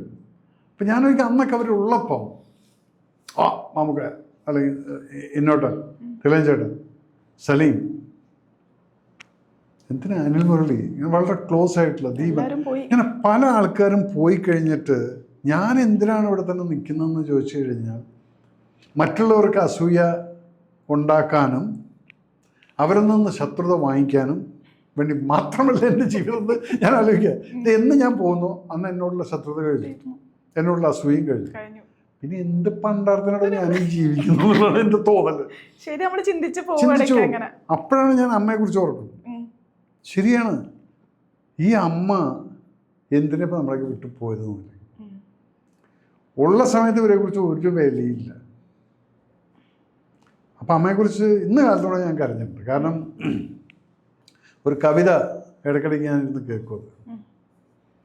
താരാട്ടു, ആ അമ്മയെക്കുറിച്ചുള്ളൊരു കവിതയുണ്ട്. താരാട്ടു പാടിയ അമ്മ, ഉറങ്ങുമ്പോഴും രാവറിയാതെ ഇരുന്നൊരമ്മ എന്നുള്ള ആ കവിത ഞാൻ പലപ്പോഴും ഇരുന്ന് കേൾക്കുമ്പോൾ എന്താ പറയുക, നമ്മളെ റിയലൈസ് ചെയ്യിപ്പിക്കുകയാണ്. യു റാസ്കൽ, നിങ്ങൾ ഓരോരുത്തരും മറക്കുന്ന കാര്യമാണ് ഈ കവിതയിൽ പറഞ്ഞത്. അത് ഓർക്കുമ്പോൾ ഞാൻ ഇരുന്ന് കരയും. ശരിയല്ലേ? നമ്മൾ തിരക്കിൽ ജോലിക്ക് ഓടുന്ന സമയത്ത് പലപ്പോഴും നമ്മുടെ അടുത്ത് ബൈ പറയാതെ പോയിട്ടുണ്ട്. അതിൻ്റെ ലാസ്റ്റ് വരികൾ അതാണ്, പോകുമ്പോൾ ഒന്ന് പറഞ്ഞിട്ട് പോ, അമ്മയെ കണ്ടു എന്ന് പറഞ്ഞിട്ട് പോ. സോ ഇതാണ് ലോകം. ഈ സമയത്ത് താൻ ഈ ബോർഡറിൻ്റെ കാര്യം ചോദിച്ചുകൊണ്ട് ഇങ്ങോട്ട് വരാൻ കാരണം ശത്രുത നമ്മളുണ്ടാക്കുന്നതാണ്. അധികാരമോഹത്തിന് വേണ്ടി ഒരു ഇലക്ഷൻ കഴിഞ്ഞാൽ അവിടെ കാണാൻ നിങ്ങളുടെ ഫൈറ്റും കാര്യങ്ങളൊക്കെ എല്ലാം എനിക്ക് വേണ്ടിയിട്ടാണ്, അല്ല നാടിന് വേണ്ടിയിട്ടല്ല. പക്ഷെ പിന്നെ ഞാൻ ഒന്നുകിൽ നാടിന് നല്ലവനായിട്ട് വരും, അല്ലെങ്കിൽ എനിക്കും എൻ്റെ മകൾക്കും എൻ്റെ മരുവനും വേണ്ടി മാത്രമായിട്ട് ജീവിക്കുന്നതായിട്ട് മാറും. ഇവിടെയാണ് 2 വ്യക്തികൾ തമ്മിലുള്ള വ്യത്യാസം. ഇവിടെ എന്തുകൊണ്ട് BJP എന്ന് ചോദിച്ചാലേക്ക് ഞാൻ തിരിച്ചു വരികയാണ്.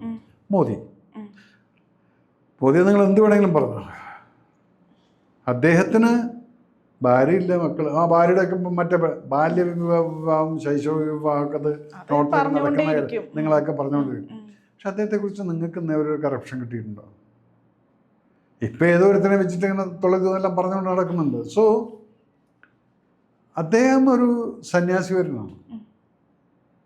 Is basically a monk. He doesn't want anything, but when he does it he will do it for the country.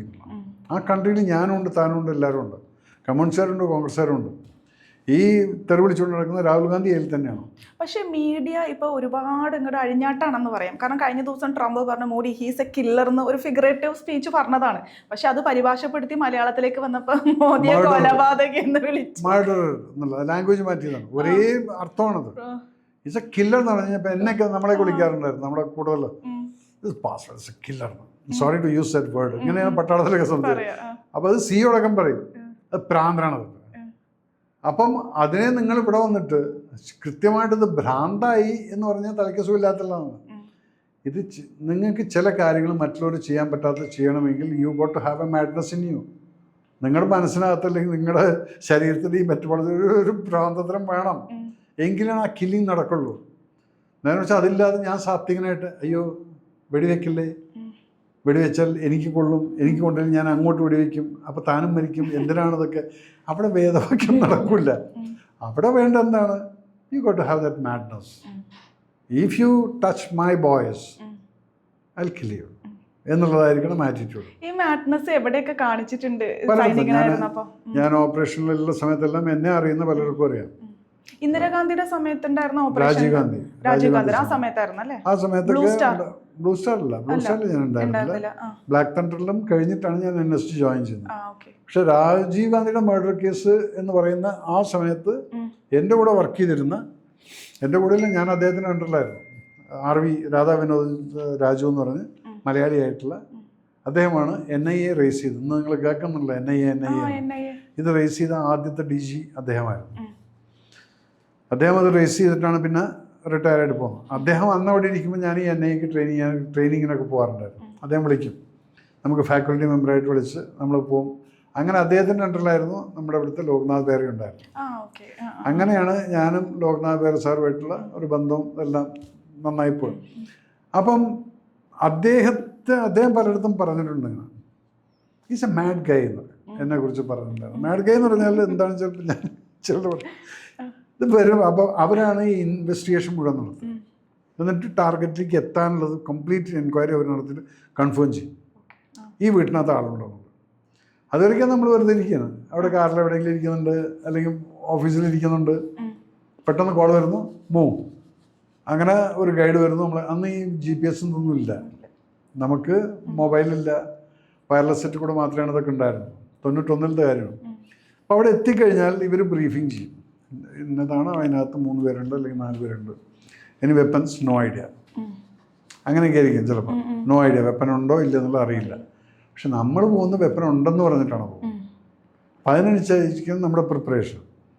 അപ്പം പിന്നെ ഞാൻ എൻ്റെ പിള്ളേരെ വിളിച്ചിട്ട് ഈ 6 പേര് വരുന്ന സമയത്ത്, come boys, you charging, front door I will take on, back door reserve, otherwise all 6 will enter from the front door എന്നുള്ളതാണ്. അങ്ങനെ പോകുമ്പോൾ ഞാൻ ഈ കൈ കൊണ്ട് ബാക്കി എല്ലാവരോട് മാറിക്കുന്നത്, ഈ CBIക്കാർ മുഴുവൻ മാറി നിൽക്കും. ഇത് രാജ് സാർ പലയിടത്തും പറയുന്നത്, ഇയാൾ വന്നിട്ട് കൈ വെച്ചിട്ട് ഇങ്ങനെയാണ് കാണിക്കുന്നത്, എല്ലാം ഓൾ ഗോ ബാക്ക് എന്നൊക്കെ പോകുന്ന കാണാൻ മതി. പോയിട്ട് ചിലപ്പോൾ അവിടുന്ന് വെടിവെട്ടുന്ന ശബ്ദം കേൾക്കാം, അല്ലെങ്കിൽ പിന്നെ വെടിവെട്ടുന്ന ശബ്ദമൊന്നും ഉണ്ടാവില്ല, 2 മൂന്നെണ്ണം പിടിച്ചുകൊണ്ട് വരുന്ന കാണാം. ശരിയായിരുന്നു. അന്ന് വെടിപൊട്ടുന്നത് 1-2 പ്രാവശ്യം ഉണ്ടായിട്ടുള്ളൂ. കാരണം we were not sure whether they got weapons.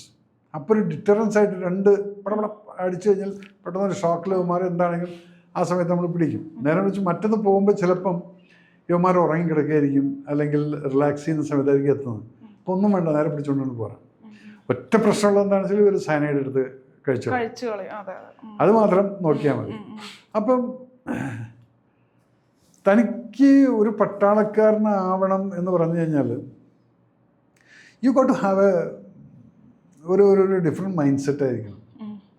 അല്ലാതെ ഞാൻ ഈ ശമ്പളത്തിന് വേണ്ടി മാത്രം പോവാണ്, ഞാൻ പോയി കഴിഞ്ഞാൽ എൻ്റെ വീട്ടിലേക്ക് എന്ത് പറ്റും, ഇതൊക്കെ ചിന്തിക്കാൻ നിന്ന് കഴിഞ്ഞാൽ പട്ടാളത്തിൽ സർവീസ് ചെയ്യാൻ പറ്റില്ല. അങ്ങനത്തെ ട്രെയിനിങ്ങും അല്ലേ, അതായത് ദേശഭക്തി എന്നൊരു ഹിസ്റ്റീരിയ പോലെ ആക്കി കളയുന്നൊക്കെ കേട്ടിട്ടുണ്ട്. ആവുന്നുണ്ട്. അതെങ്ങനെയാണ് നിങ്ങൾ വിചാരിക്കും, ഞങ്ങൾ ഇപ്പം തൻ്റെയൊക്കെ ക്ലാസ്സിൽ പഠിക്കുന്ന സമയത്ത് 30 പേരുണ്ടെന്ന് വിചാരിച്ചു. ഏതെങ്കിലും ഒരു കുട്ടി ഒരു തെറ്റ് ചെയ്താൽ ആ കുട്ടിക്കല്ലേ അടി കിട്ടുള്ളൂ. അതെ. ഞങ്ങളുടെ അങ്ങനെയല്ല. ഞങ്ങളാ 30 ഗ്രൂപ്പിലേക്ക് 30 പനിഷ്മെൻറ്റാണ്. അതെന്തിനാണെന്നറിയും. ഞാൻ പലപ്പോഴും ചിന്തിച്ചിട്ട് പിന്നീടല്ലേ ഇത് അറിയുന്നത്. ഇതിനകത്തൊരു ഗ്രൂപ്പിസം വരികയാണ്, ഒരു ബോണ്ടിങ്. കാരണം ഇന്ന് താനാണ് കുറ്റം ചെയ്തത്, എനിക്ക് കിട്ടി, എനിക്കും കിട്ടി, നാളെ ഞാനാ ചെയ്യുന്നു, അപ്പോൾ എനിക്ക് കിട്ടും, അപ്പോൾ എല്ലാവരും കൂടെ, അപ്പം പിന്നെ ഓക്കെ. പനിഷ്മെൻ്റ് എന്ന് പറയുന്നത് ആരാനും ചോദ്യമില്ല. പിന്നെ എന്തിനാണെന്നുള്ളത് അവിടെ ചെല്ലുമ്പോഴായിരുന്നു ഇവരെ മാത്രം മാറ്റി അവിടെ നിർത്തും. എന്നാൽ 4 ലക്ഷം കഴിഞ്ഞ് പിന്നെ ഒരുമിച്ചിട്ടാണ് പനിഷ്മെൻറ്റ്. അതിനകത്തൊരു കോഹസീവ്നെസ്, ഒരു കൂട്ടായ്മ വരും. അവിടെയാണ് ആ ബോണ്ടിങ് പട്ടാളക്കാർ. നിങ്ങൾ എവിടെയെങ്കിലും കണ്ടിട്ടുണ്ടോ ഒരു പട്ടാളക്കാരന്? ഇപ്പോൾ ഡൽഹിയിൽ അവിടെ എവിടെയൊക്കെ പലപ്പോഴും പ്രശ്നങ്ങളുണ്ടായി. അടിയപടി നടന്നു കഴിഞ്ഞാൽ സിവിൽ നടന്ന് ഇതെല്ലാം കൂടെ വരും, തേനീച്ചക്കൂട്ടം പോലെ. അത് വന്നു കഴിഞ്ഞാൽ പിന്നെ ഒരാൾക്കും തടുക്കാനും പറ്റില്ല. അപ്പോൾ അത് ട്രെയിനിങ്ങിൻ്റെ പാർട്ടാണ്. അതുപോലെ തന്നെ നമ്മൾ പെട്രിയോട്ടാവുന്നത് എങ്ങനെയെന്ന് ചോദിച്ചു കഴിഞ്ഞാൽ നമുക്ക് തന്നെ അറിയില്ല എപ്പോഴായതെന്നുള്ളത്. ഇതുപോലുള്ള ഈ കൂട്ടായ്മയുള്ള ട്രെയിനിങ് എനിക്ക് റിയലൈസ് ചെയ്തത് ഞാൻ 2 വർഷമൊക്കെ കഴിഞ്ഞപ്പോഴത്തേക്കും അമ്മയ്ക്ക് കത്തെഴുതിയ സമയത്ത് ഞാൻ പറഞ്ഞു, അമ്മ ഇപ്രാവശ്യം ഓണത്തിന് വരാൻ പറ്റില്ല കേട്ടോ, കാരണം ഇവിടെ എല്ലാവരും മലയാളീസാണ്, ലീവ് കിട്ടില്ല. ആദ്യം ലെറ്റർ എഴുതി, ഇവിടെ പണ്ടാറങ്ങളിൽ ലീവ് വരുന്നില്ല അമ്മ, എല്ലാവരെയും തെരുവിളിച്ച് ലെറ്റർ. അപ്പം അതിൽ നമ്മൾ മനസ്സിലാക്കി priority comes to the nation എന്നുള്ളത് അവിടെ മനസ്സിലാവുകയാണ്. അതാണ് ഒരു പട്ടാളക്കാരൻ എങ്ങനെ ആയി എന്ന് വെച്ചാൽ അത് അറിയില്ല. ചിലർ പിന്നെയും സെൽഫിഷായിട്ടൊക്കെ വരും. പിന്നെ ആ ബോണ്ടിങ് നമുക്കുള്ളിടത്തോളം കാലം will remain A very sincere soldier. ഇപ്പോൾ കുരുക്ഷേത്ര അങ്ങനെ സാറ് ചെയ്തിരിക്കുന്ന സിനിമകളൊക്കെ പട്ടാളക്കാരുടെ ആ ഒരു ഇത് ഗാംഭീര്യമൊക്കെ കാണിച്ചിട്ടുണ്ടുള്ളതാണ്. പക്ഷെ അതേസമയം ഒരു സിനിമ മലയാളത്തിൽ ഇറങ്ങി, ഒരു ആഗതൻ എന്ന് പറഞ്ഞിട്ട്, അതില് ഒരു പട്ടാളക്കാരനെ അയാൾ മാനിപ്പുലേറ്റ് ചെയ്ത കാര്യങ്ങളൊക്കെ അവസാനം വെളിപ്പെടുത്തുന്നതാണ് സിനിമയുടെ ഒരു കഥ. പട്ടാളക്കാരനെ മോശമായിട്ട് ആണ് ചിത്രീകരിച്ചത്. പക്ഷെ അതോടുകൂടി പട്ടാളക്കാരോടുള്ള ഒരു ആറ്റിറ്റ്യൂഡ് കുറച്ചൊക്കെ നമ്മുടെ ഒരു ജനറേഷനിൽ, എൻ്റെയൊക്കെ ഒരു സമയത്താണ് ഞാനത് കണ്ടത്. ഇങ്ങനെയൊക്കെ ഉണ്ടാവോ എന്നുള്ളതൊക്കെ, അതിനെപ്പറ്റി എന്തെങ്കിലും പറയാനുണ്ടോ? ഇത് ചില ആൾക്കാരുടെ മൈൻഡ് സെറ്റാണ്. ഇപ്പം പട്ടാളത്തിൽ കറപ്ഷൻ ഇല്ല എന്നുള്ളത് ഞാൻ പറയുന്നില്ല. ഉണ്ടെങ്കിൽ അവർക്ക് കിട്ടുന്ന പനിഷ്മെൻറ്റ് എത്രയാണെന്നുള്ളത് നിങ്ങൾക്ക് അതും അറിയില്ല. എൻ്റെ മുമ്പിൽ നടന്നിട്ടുള്ളൊരു റേപ്പ് കേസുണ്ട്. 2 ഓഫീസേഴ്സിനെ കോർട്ട് മാർഷൽ ചെയ്ത് 14 വർഷം കൊണ്ട് തട്ടിക്കളഞ്ഞു. അത് കോർട്ട് മാർഷൽ എങ്ങനെയാണെന്ന് വെച്ചാൽ ശ്രീനഗറിൽ നടന്നിട്ടുള്ളൊരു സംഭവമാണ്. ഒരു ഫോറിനർ പോയിട്ട് കംപ്ലൈൻറ്റ് ചെയ്തു. ഫോറിനർ ഇവിടെ വരും, ഡെയിലി വന്നിട്ട് റിപ്പോർട്ടറാണ്. അപ്പം എന്തൊക്കെയാ ചെയ്ത് ഇവരായിട്ട് കമ്പനിയായിട്ട് ഒരു ദിവസം രാത്രി എന്തോ അടിപിടി മഴക്കായി ഇവിടെ നേരെ പോയിട്ട് പ്രസ്സിൽ പോയി പറഞ്ഞു ദേ ഹാവ് റേപ്ഡ് മീ എന്നുള്ളത്. അധിക കാലമൊന്നും അതിൻ്റെ എക്സ്റ്റൻഷൻ ഇല്ല. പിന്നെ ഒരു 3-4 മാസത്തിനകത്ത് കോർട്ട് മാർഷലിൻ്റെ എൻക്വയറീസ് എല്ലാം കഴിഞ്ഞു. 2 ആൾക്കും കിട്ടി 14 വർഷം 11 വർഷമായിട്ട് ജീവപര്യന്തോ എന്ന് പറഞ്ഞ തടവ്. 14-13 വർഷം ജയിലിലിട്ടു. അപ്പം പട്ടാളത്തിൽ നിങ്ങൾക്ക് പനിഷ്മെന്റ് ഇല്ല എന്നുള്ളതല്ല, കുറ്റം ചെയ്യുന്നില്ല, ഉണ്ട്. അതിന് കൃത്യമായിട്ടുള്ള പനിഷ്മെന്റും കിട്ടും. അതുകൊണ്ട് നിങ്ങൾ ഇത് വിചാരിക്കരുത് സപ്പോർട്ട് ചെയ്യും. ഇവിടെ ഒരു പോലീസുകാർ എന്തെങ്കിലും ചെയ്ത് കഴിഞ്ഞാൽ മറ്റുള്ളവർ എന്തെങ്കിലുമൊക്കെ കവർ ചെയ്യാൻ നോക്കും, അല്ലെങ്കിൽ രാഷ്ട്രീയക്കാർ ചെയ്ത് കഴിഞ്ഞാൽ കവർ ചെയ്യാൻ നോക്കും. അവിടെ ഒരു കവറും ഇല്ല. അവിടെ നമ്മൾ ഇന്ന് വരെ നല്ല ഫ്രണ്ട്സ് ആയിരുന്നു. നാളെ കാലത്ത് അറിയുന്ന ഇയാൾ ഇതിൽ ഇൻവോൾവ്, പിന്നെ അയാളെ കണ്ടാമിണ്ടില്ല. അങ്ങനെയാണ്. അത് ഭയങ്കര ഒരു കണക്കിലും നല്ലതാണ്. വേറെ ആളും കുറ്റം ചെയ്യില്ല. പിന്നെ കാരണം ആ ഒരു അവസ്ഥ ഭയങ്കര അവസ്ഥയാണ്, ഒറ്റപ്പെടുത്തുക എന്നുള്ളത്. അതുകൊണ്ട് ആഗതൻ എനിക്കറിയില്ല, ആരുണ്ടോ എന്തിനാണ് അങ്ങനെയൊക്കെ ഒരു സിനിമ ചെയ്തിട്ട് എന്താണ് അഡ്വാൻറ്റേജ് എന്നുള്ള. ഞാൻ ചെയ്യുമ്പോൾ എന്ന് വെച്ചാൽ ഒരു സ്പിരിറ്റ് കയറ്റും, പെട്രിയോട്ടിസം. മറ്റേ നെഗറ്റിവിറ്റി കാണിച്ചിട്ട് എന്ത് ചെയ്യാനാണ്? അങ്ങനെയാണെങ്കിൽ ദുരന്തർ പ്രൊപ്പഗാൻഡ ആണെന്നൊക്കെ പറഞ്ഞ് ഭയങ്കര പ്രശ്നമായിരുന്നു. ഒരു പട്ടാളക്കാരൻ എന്ന നിലയിൽ ദുരന്തറിന്റെ 2 വശവും ഒന്ന് പറയാമോ ആ സിനിമയുടെ? Dhurandhar is A Kick-Ass film എന്ന് പറയില്ല നമ്മൾ, അങ്ങനെയാണ് പറയാറ്. വേറെ മൂഡിൽ, അത് എസ്പെഷ്യലി പാകിസ്ഥാനും കൂടി ആകുമ്പോൾ യു ആൾ എൻജോയ് ഇറ്റ്. കാരണം അത് നമ്മുടെ ഒരു ഇന്ത്യ പാകിസ്ഥാൻ എന്നുള്ളത് ഒരു വേറെ സ്പിരിറ്റാണ്.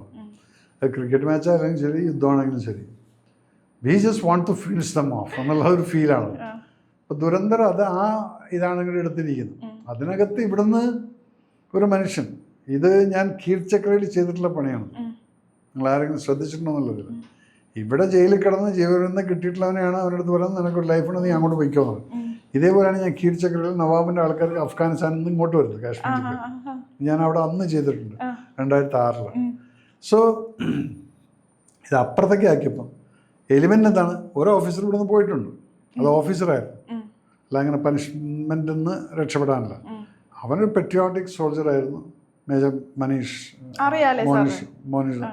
ശർമ്മ എന്ന്, മോഹിത് ശർമ്മ. അപ്പം അദ്ദേഹം അവിടെ പോയി, he stayed only for about 3-4 months something like that. ആ കംപ്ലീറ്റ് ക്യാമ്പ് വൈപ്പ് ഔട്ട് ചെയ്തിട്ട് അവനങ്ങ് പോകുന്നു. ക്യാമ്പ് മാത്രമേ ഉണ്ടായിരുന്നു. കംപ്ലീറ്റ് അവരുടെ ഒരാളായിട്ട് കയറി ചെന്ന് ഇസ്ലാം ഖുറാനും അതെല്ലാം പഠിച്ച് ടിപ്പിക്കൽ മിലിറ്റൻ്റായി അവിടെ കയറി ചെന്ന് ഓരോന്നിനെ തട്ടി ഓരോ ഓപ്പറേഷനായിട്ട് എന്നിട്ട് പോരും ചെയ്യും. ഈ അജ്ഞാതരെ വെടിവെച്ചിട്ട് കുറെ പേര് മരിച്ചു. ആരാണ് അജ്ഞാതര്? അത് ഇതുവരെ നമ്മളെപ്പോലുള്ള ആൾക്കാർ പോകുന്നുണ്ട് അങ്ങോട്ട്, പലരും ഉണ്ട്. അത് എല്ലാ രാജ്യത്തും ഉണ്ടല്ലോ. നമ്മളിപ്പോഴാണെന്ന് ഓപ്പണായിട്ട് പറയാൻ തുടങ്ങിയത്. നേരെ മറിച്ച് പണ്ടും ഉണ്ടായിരുന്നതൊക്കെ ഈ ചാര സംഘടന എന്നൊക്കെ പറയുന്ന പോലെ. എന്തിനാ അജിത് ഡോവൽ വാസൻ അദ്ദേഹത്തിന്റെ യങ്ങർ ഡേയ്സിൽ പാകിസ്ഥാനിലുണ്ടായിരുന്നില്ലേ? ഏതൊരു രാജ്യവും നമ്മളിത് ചെയ്യാറുണ്ട്. കാരണം നമ്മുടെ സെക്യൂരിറ്റിക്ക് വേണ്ടിയിട്ട് നമുക്ക് മുൻകൂർ ജാമ്യം എടുക്കുക എന്ന് പറയില്ലേ, അതിനാണ് ഒന്നിനെ ആദ്യമാണ് ഇട്ടിട്ട് എന്തെങ്കിലും പ്രശ്നമുണ്ടോ എന്ന് നോക്കുന്നത്. നമ്മളൊക്കെ അത് ചെയ്തിട്ടുണ്ട്. ഞാൻ കാർഗിലിരുന്ന സമയത്ത് ആൾക്കാരെ അങ്ങോട്ട് പറഞ്ഞയച്ച് ഇൻഫർമേഷൻ കൊണ്ടുവരാറുണ്ട്, ഇതെല്ലാം ഉണ്ട്. അതെന്താ വെച്ചാൽ രാജ്യത്തിൻ്റെ സെക്യൂരിറ്റിയാണ് അത്യാവശ്യമാണ്. കാരണം നമുക്ക് ഇതിനകത്ത് തന്നെ ശത്രുക്കളുണ്ട്. അപ്പം ഇവരിൽ നിന്നും പ്രൊട്ടക്ഷൻ വേണം. അതില്ലെങ്കിലും നിങ്ങൾ പറയുമല്ലോ, ഇപ്പം ഓപ്പറേഷൻ സിന്ദൂർ വന്നപ്പോൾ എന്തേ പറഞ്ഞു, റിറ്റാലിയേഷൻ ഒന്നും ഉണ്ടായിട്ടില്ല, ഇത് വെറുതെ ഉണ്ടാക്കിയ കഥയാണെന്ന്. അതിലേക്കായിരുന്നു ഞാൻ വരുന്നത്. അതുകൂടെ പറഞ്ഞു കഴിഞ്ഞാൽ ഒരു യുദ്ധം അല്ലെങ്കിൽ ഒരു റിറ്റാലിയേഷൻ എന്ന് പറയുന്ന സമയത്ത് നിങ്ങളിവിടെ കോളേജിൽ അടി നടക്കുന്ന പോലെയല്ല. ഒരുത്തനെ ആരെങ്കിലും തന്നെ ഓടാൻ മച്ചാ വാ വാ വാ അളിയാ വാ പോയി 10 പേരങ്ങ് പോയി അടി പിടി, ചിലതിന് കുത്ത് കിട്ടി മറ്റേ കിട്ടി. ഇത് വല്ല കഞ്ചാവും അതിൻ്റെ MDMA നാക്കിൻ്റെ ഇരുന്ന് തേച്ചിട്ടൊക്കെയാണ് അത് പോകുന്നത്. പട്ടാളത്തിൻ്റെ എങ്ങനെയാണെന്ന് വെച്ചാൽ ഒരു വൈഡ് സ്പെക്ട്രമാണ്. ഇത്രയും സ്ഥലം കിടക്കുന്നുണ്ട്. അതുപോലെ രാജ്യം പിറകെ കിടപ്പുണ്ട്. ഇതിൻ്റെ ഒരു ബോംബ് ബോർഡറിൽ കാശ്മീരിൽ വീഴേണ്ട സാധനം ഡൽഹിയിൽ വന്ന് വീണ് കഴിഞ്ഞാൽ അതിൻ്റെ ഇമ്പാക്റ്റ് വേറെയാണ്. സോ ഇതിനെയൊക്കെ ബ്ലോക്ക് ചെയ്തിട്ട് വേണം നമ്മളിവിടുന്ന് തുടങ്ങാൻ. ആ പ്രിപ്പറേഷനാണ് നമ്മൾ 14 ദിവസം എടുത്ത്. 22-ാം തീയതി പേൽഗാമിൽ കില്ലിങ് നടന്നു. 7-ാം തീയതി രാത്രി 1:30 നമ്മൾ ഈ ഫസ്റ്റ് അറ്റാക്ക് നടത്തിയിരിക്കുന്നത്. 1 മണിക്കും 1:05-30 ഇടയ്ക്കാണ് ഇത് നടത്തിയിരിക്കുന്നത്. ഞാൻ എൻ്റെ സിനിമയ്ക്ക് വേണ്ടി കഥ എഴുതിയപ്പോൾ ഇതെല്ലാം റിസർച്ച് ചെയ്തതാണ്. അപ്പം ആ 20 മിനിറ്റ് 22 മിനിറ്റിനകത്ത് പാകിസ്ഥാൻ അങ്ങ് ഷെയ്ക്കായി. കാരണം അപ്പോഴത്തേക്കും പാകിസ്ഥാൻ ആകെ റിലാക്സായി, എന്താ നടക്കുന്ന ഒന്നുമില്ല. അവിടെയാണ് മീഡിയ റെസ്ട്രിക്ഷൻ കൊടുത്തത്. ഒന്നും മീഡിയയ്ക്ക് അറിയില്ലായിരുന്നു. നിങ്ങൾ എന്ത് വേണമെങ്കിലും പറഞ്ഞു, പക്ഷെ അത് രാജ്യത്തിൻ്റെ സെക്യൂരിറ്റിയാണ്. ഇതിലാണ് പാകിസ്ഥാൻ കിടങ്ങിപ്പോയത്. പാകിസ്ഥാൻ ഒരു ന്യൂസും കിട്ടുന്നില്ല, എന്തവർ ചെയ്യുന്നു. ഇവിടെ ഫുൾ പ്രിപ്പറേഷൻ നടക്കുകയായിരുന്നു. വണ്ടികൾ പോയി, ടാങ്കുകൾ പോയി, എല്ലാം അവിടെ കൊണ്ടുവന്ന് നിർത്തി. അത് കഴിഞ്ഞ് മിസൈൽസ് മുഴുവൻ ലൈൻഡ് അപ്പ് ചെയ്തു, ഡ്രോൺസ് മുഴുവൻ ലൈൻഡ് അപ്പ് ചെയ്തു. ഡ്രോൺസ് 10 ദിവസമായിട്ട് കയറുന്നു, ഫ്യൂവലിന് വേണ്ടി മാത്രം താഴത്തേക്ക് വരുന്നു, പിന്നെയും കയറുന്നു. കോൺസ്റ്റൻ്റ്ലി പാകിസ്ഥാൻ ബോർഡർ വാച്ച് ചെയ്തുകൊണ്ടിരിക്കുകയാണ് അവരുടെ മൂവ്മെൻറ്റ്സും. അങ്ങനെയാണ് ആദ്യത്തെ അറ്റാക്ക് നമ്മൾ നടത്തിയത് മുഷറഫാബാദിൽ, മറ്റേ ഇവൻ്റെ ക്യാമ്പിൽ. ഈ സിവിലിയൻസിനൊന്നും പറ്റാണ്ട് എങ്ങനെ കൃത്യമായിട്ട് ഈ 14 ദിവസത്തെ പ്രിപ്പറേഷനാണ്. എല്ലാവരും ഉണ്ടാവും. കാരണം ഇപ്രാവശ്യത്തെ വാറ് ലാൻഡ് ടു ലാൻഡ് അല്ലായിരുന്നു, it was air to air. അതിനകത്താണ് നമുക്ക് കാഷ്വാലിറ്റി ഒന്നും വലിയ കാര്യമായിട്ടില്ല. ആ പൂഞ്ച് രജോർ സെക്ടറിൽ മാത്രം ഒരു 4-5 ആൾക്കാർ എയറിൽ തന്നെ നമ്മൾ ന്യൂട്രലൈസ് ചെയ്യും. അവന്മാർ അവിടെ നിന്ന് വരികയാണെങ്കിൽ എയർ തന്നെ ന്യൂട്രലൈസ് ചെയ്യും. നമ്മുടെ കൃത്യമായിട്ട് അവരുടെ റഡാർ അറിയാതെ അവരുടെ ടാർഗറ്റ് അറ്റാക്കിങ് ചെയ്തിട്ട് പോന്നിട്ടില്ല, അവിടെ തന്നെ അറ്റാക്ക് ഫിനിഷ് ചെയ്തിട്ടുണ്ട്. അപ്പം ഇതെല്ലാം പ്രിപ്പറേഷൻ നടക്കുമ്പോൾ പോലും നിങ്ങളിവിടെ ക്രിട്ടിസൈസ് ചെയ്തുകൊണ്ടിരിക്കുകയാണ്, എല്ലാ രാജ്യത്തിനെ സപ്പോർട്ട് ചെയ്യുകയല്ല ചെയ്തിരിക്കുന്നത്. So first you learn to love your country first. അല്ല രാഷ്ട്രീയപരമായിട്ടുള്ള ക്രിറ്റിസിസത്തിന് വേണ്ടി മാത്രം മോദി ചോർ ഹൈ, ബേമാൻ ഹൈ, വോ ഹൈ, യേ ഹൈ बोलने से काम नहीं चलता है. वो सीधा साधा आदमी है, ജയിലിലോ നിങ്ങളിത് കേട്ടേ പറ്റൂ. അത് ആ ലെവലിലേക്ക് എത്തിയിരിക്കുന്നു. അദ്ദേഹം എപ്പോഴും ഞാൻ പ്രാർത്ഥിക്കുന്നത് അദ്ദേഹത്തിൻ്റെ കൈ കൊണ്ട് ഒരു തെറ്റ് സംഭവിക്കരുതേ എന്ന് പ്രാർത്ഥിക്കുന്ന വ്യക്തിയാണ്. പ്രാർത്ഥിച്ചു കഴിഞ്ഞാൽ എനിക്ക് അദ്ദേഹത്തിനെ ഇൻസ്റ്റായിട്ടും സംസാരിക്കേണ്ടി വരും. കാരണം അദ്ദേഹം തെറ്റ് ചെയ്യില്ല എന്നുള്ളൊരു വിശ്വാസത്തിലാണ് ഞാനൊക്കെ ഇന്ന് ഈ ഇന്ത്യയിൽ നിൽക്കുന്നത്. ഒരു വിധത്തിലൊരു കറപ്ഷൻ, ഈ കറപ്ഷനാണ് ഏറ്റവും അധികം ജനങ്ങളെ വെറുപ്പിക്കുന്നത്. എൻ്റെ കാശിനെയാണ് നീ എടുത്തിട്ട് ഈ ദൂർത്തടിച്ചത്. അത് നമ്മൾ കഴിഞ്ഞ ഗവൺമെൻറ്റിൽ കണ്ടതും അതിപ്പോൾ കാണുന്നുണ്ട്. അതിൻ്റെ എല്ലാം തിരിച്ചടികൾ.